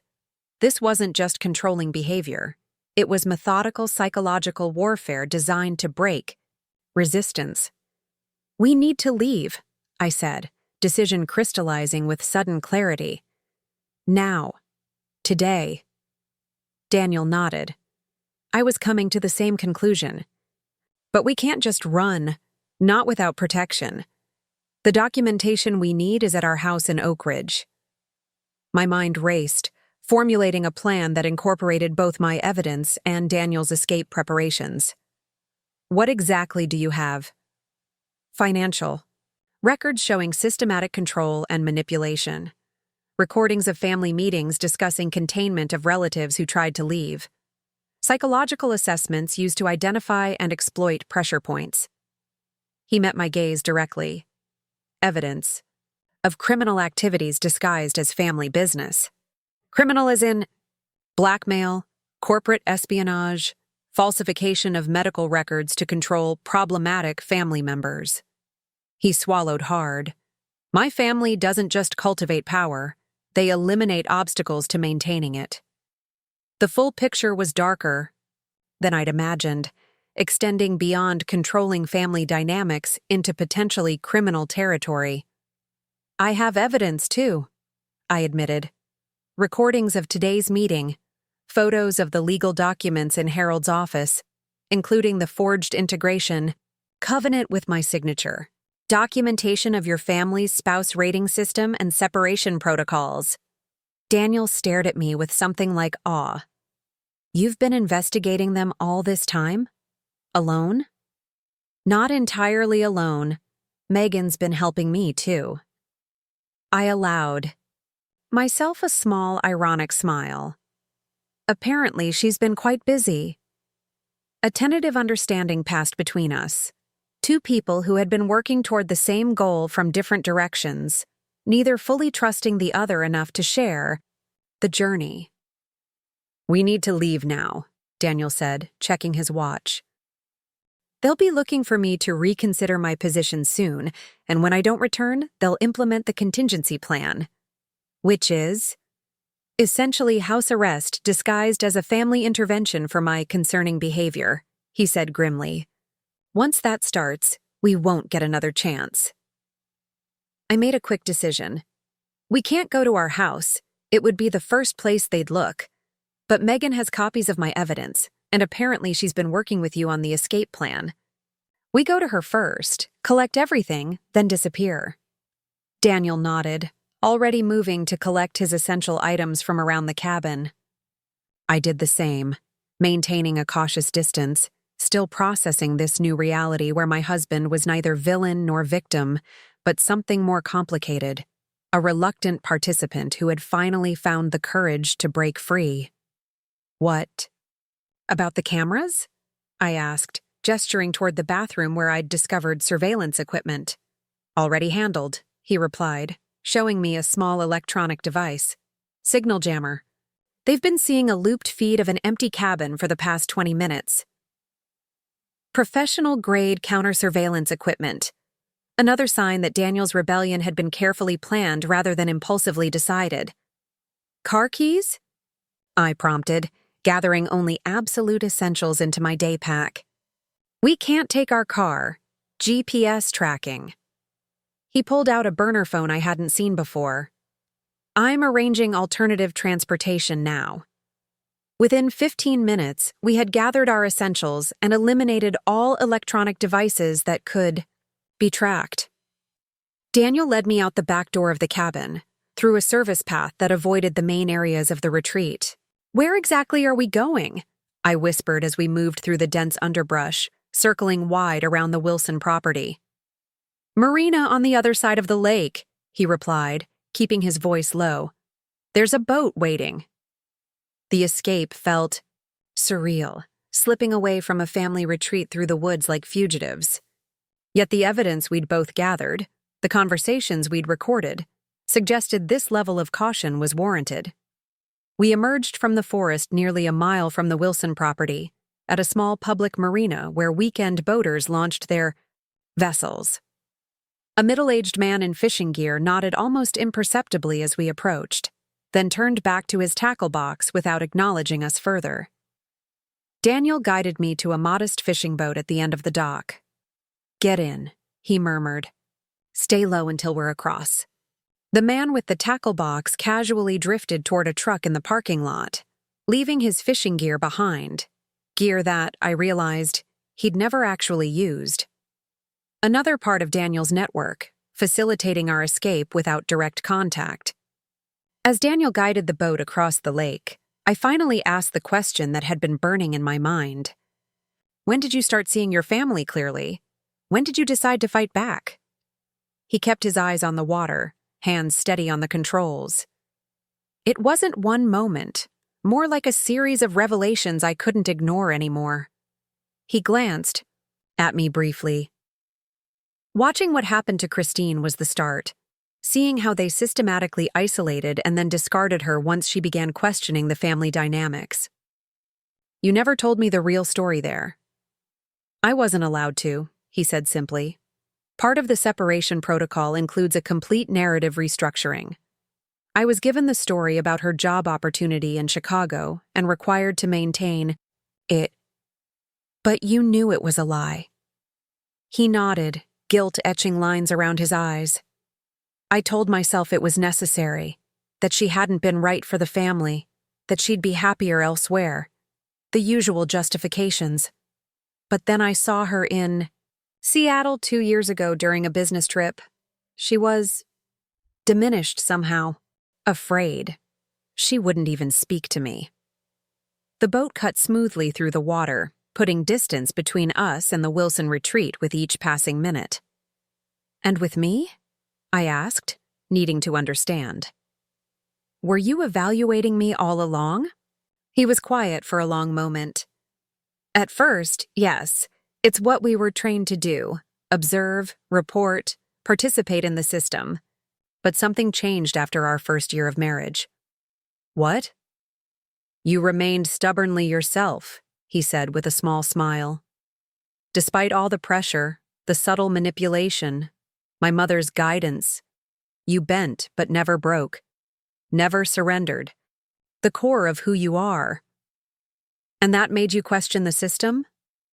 It made me question everything, he admitted. The family's definition of a suitable spouse, the metrics they use to evaluate people. Eventually, their right to control any of it. We reached the opposite shore where another nondescript vehicle waited in the small parking area. A mid-range sedan with rental plates, nothing that would attract attention. Megan arranged this? I asked as we transferred quickly from boat to car. Part of the network she connected me with, Daniel confirmed, sliding behind the wheel. Former victims of family control systems similar to the Wilsons. They help people escape these situations. As we pulled onto the highway heading away from Lake Willowbrook, I checked the burner phone Daniel had given me. We should let Megan know we're coming. Use the code phrase we established, he instructed. Weather clearing, heading to shelter. I sent the message, still adjusting to this new reality where my husband and best friend had created an entire secret communication system behind my back. For my protection, they'd claim, but the exclusion still stung. They'll discover we're gone within the hour, Daniel said, checking the rearview mirror compulsively. Maybe sooner if the signal jammer fails or Kevin reports back about the hiking trip. What will they do? Damage control first, creating a cover story for the family and business associates about our mental health retreat or extended working vacation. Then they'll deploy resources to find us. You really believe they'll come after us? For simply leaving? Daniel's expression was grim. We're not just leaving, Becca. We're taking evidence that could destroy the Wilson family's reputation, business connections, and carefully constructed public image. My father would burn down half the state before allowing that kind of threat to exist. The drive to Megan's apartment took 90 minutes. 90 minutes of tense silence punctuated by Daniel's security checks and my own tumultuous thoughts. My world had inverted in less than 24 hours. My husband, whom I'd suspected of being a willing participant in his family's control system, had actually been planning our escape. My investigation, which I'd conducted in secret fear, had been paralleled by his own rebellion. And through it all, Megan had been the silent orchestrator, connecting pieces neither of us fully saw. She was waiting at her apartment door when we arrived, ushering us quickly inside before anyone could notice. "You made it," she said, relief evident as she secured multiple locks behind us. "Any signs of pursuit?" "Not yet," Daniel replied, moving immediately to the windows to check the street. "But they'll have identified our absence by now." Megan turned to me, her expression a mix of apology and determination. "I know you have questions, a lot of them, but we need to move quickly." "You've been working with Daniel behind my back," I stated, unable to keep the hurt from my voice. "All while helping me investigate his family." "I was helping both of you find the truth," she countered.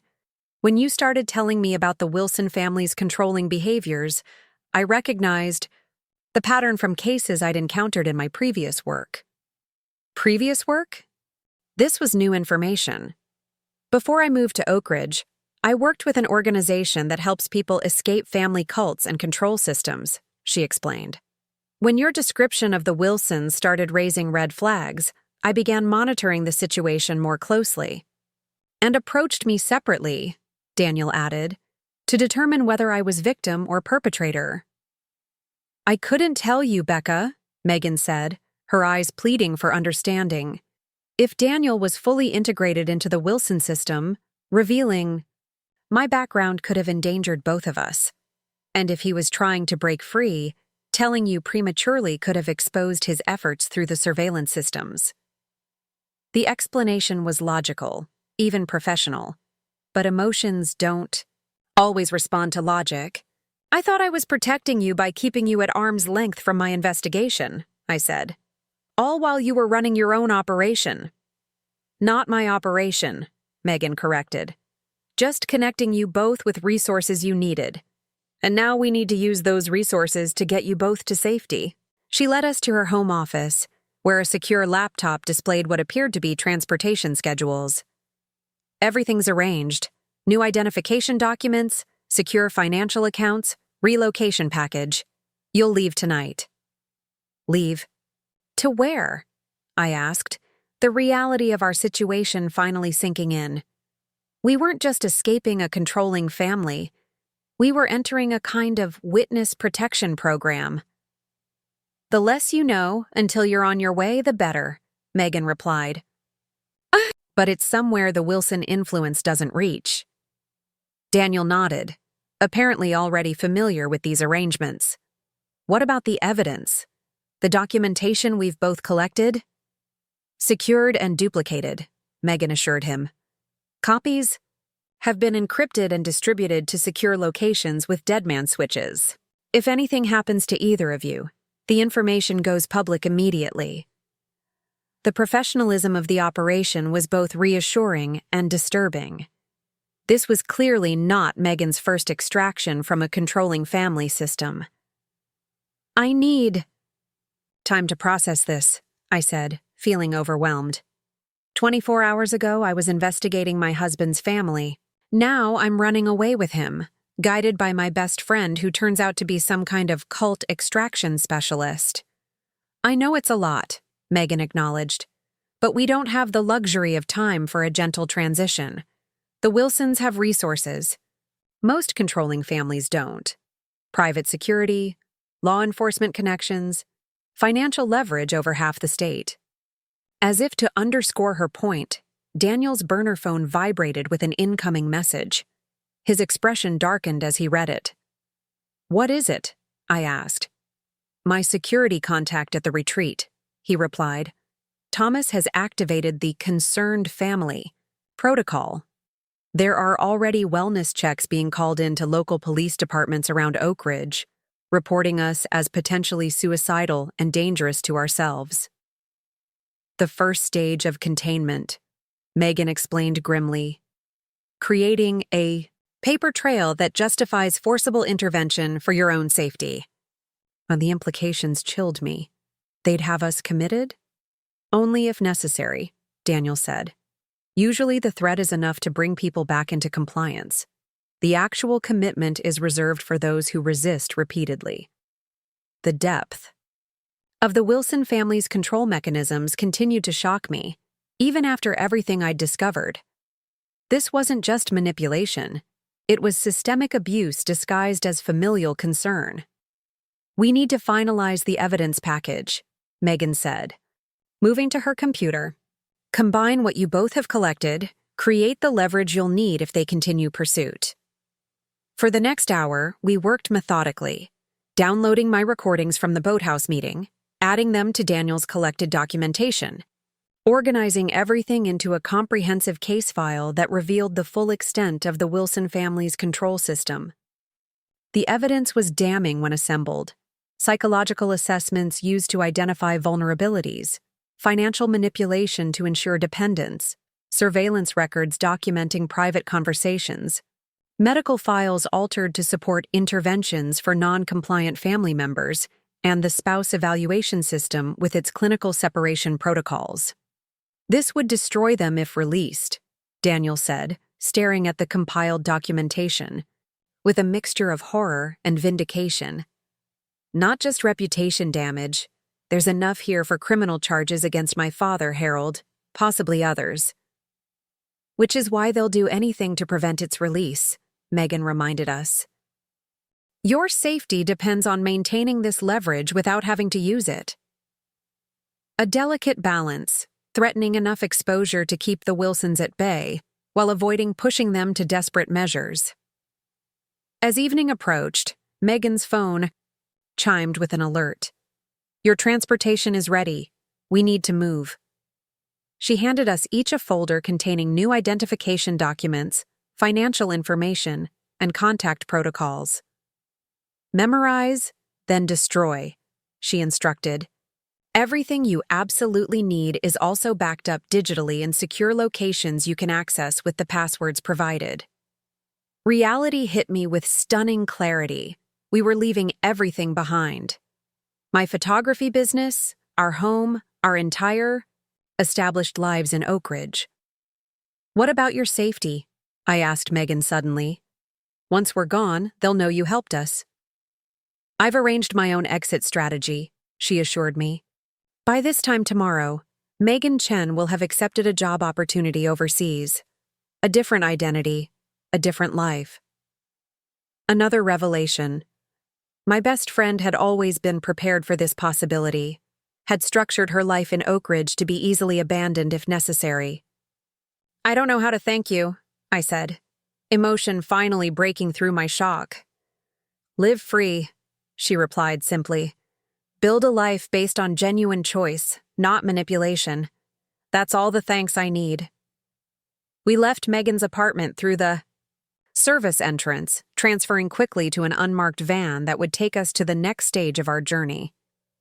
As we pulled away, I watched her building recede in the distance, another chapter of my life closing with startling finality. "Are we doing the right thing?" I asked Daniel softly, doubt creeping in as the magnitude of our decision became clear. Running away? Starting over completely? He took my hand, his grip firm and certain. "We're not running away, Becca. We're running toward something, toward the chance to build a life that's actually ours. One where we make choices based on our own values, not algorithms and assessment scores. What if they find us?" "They won't," he said with quiet confidence. "Not if we're careful, not if we maintain the leverage of everything we've documented. My family operates through control and fear. Without those tools, they have no power over us." As the van carried us toward whatever future awaited, I realized that the question of whether Daniel had been victim or perpetrator in the Wilson family system had never had a simple answer. Like most people raised in controlling environments, he had been both, shaped by the very system he eventually rebelled against, and I had never been just a wife being evaluated and found wanting. I had been a threat to their system simply by maintaining my independence, by questioning what I was supposed to accept without thought. 6 months later, I stood on the balcony of our apartment overlooking a city far from Oak Ridge, watching the sunset paint the unfamiliar skyline in shades of gold and crimson. Inside, Daniel was preparing dinner, humming softly to himself. A habit he'd developed only after we'd escaped the constant surveillance and judgment of his family. My phone chimed with a notification, a message through our secure communication system that connected us to Megan and the network of survivors and helpers she'd introduced us to. "Package delivered," the message read. "Receipt confirmed." I smiled, knowing what it meant. The final compilation of evidence against the Wilson family had been delivered to their attorney with clear terms. Leave us alone permanently, or the documentation goes public. Not a threat, just a boundary with consequences. Daniel joined me on the balcony, wrapping his arms around me from behind. "Good news?" he asked, noticing my expression. "The best," I confirmed. "I think we're finally free." "We've been free since the moment we left," he murmured against my hair. "This just makes it official." In the month since our escape, we'd built a new life piece by piece. New jobs, new home, new social connections. But most importantly, we'd built a new relationship with each other, one based on honesty and genuine choice rather than performance and evaluation. There were still difficult moments, times when Daniel unconsciously fell into Wilson family patterns, when the hypervigilance of our escape resurfaced in anxiety dreams or startled reactions to ordinary situations. Freedom from a lifetime of conditioning didn't happen overnight, but each day brought us further from the Wilson family's influence, closer to the people we were meant to be when not constrained by secret rating systems and manipulative protocols. "What are you thinking about?" Daniel asked, following my gaze toward the sunset. "How strange it is that we had to lose everything to gain ourselves," I replied. "How sometimes winning feels exactly like losing until you create a new definition of victory." He turned me to face him, his eyes clear and present in a way they rarely had been in our old life. "Do you regret it? Leaving everything behind?" I considered the question seriously, weighing what we'd lost against what we'd gained. The photography business I'd built, the friends and connections left behind, the stability of our previous life. "No," I said finally, with absolute certainty. "I don't regret trading a beautiful cage for freedom, no matter how uncomfortable freedom sometimes feels." Daniel smiled, relief evident in the softening of his features. "I wake up every morning, amazed that you chose this, chose me when you could have walked away alone, started fresh without the baggage I bring." "We escaped together," I reminded him. "Partners in crime, remember?" "Partners in everything," he corrected, kissing me softly. Inside, our simple dinner waited on the table, nothing like the elaborate meals served at Wilson family functions, with their hidden hierarchies and performance expectations.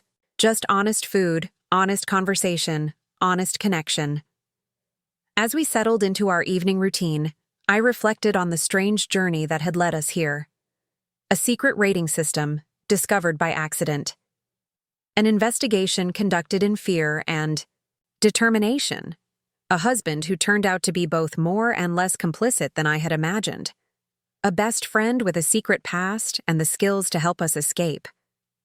The Wilson family had spent generations building a system to control every aspect of their members' lives, to ensure perfect compliance and continuation of their legacy. They had evaluated and measured and manipulated, treating people like assets, to be managed rather than individuals to be respected.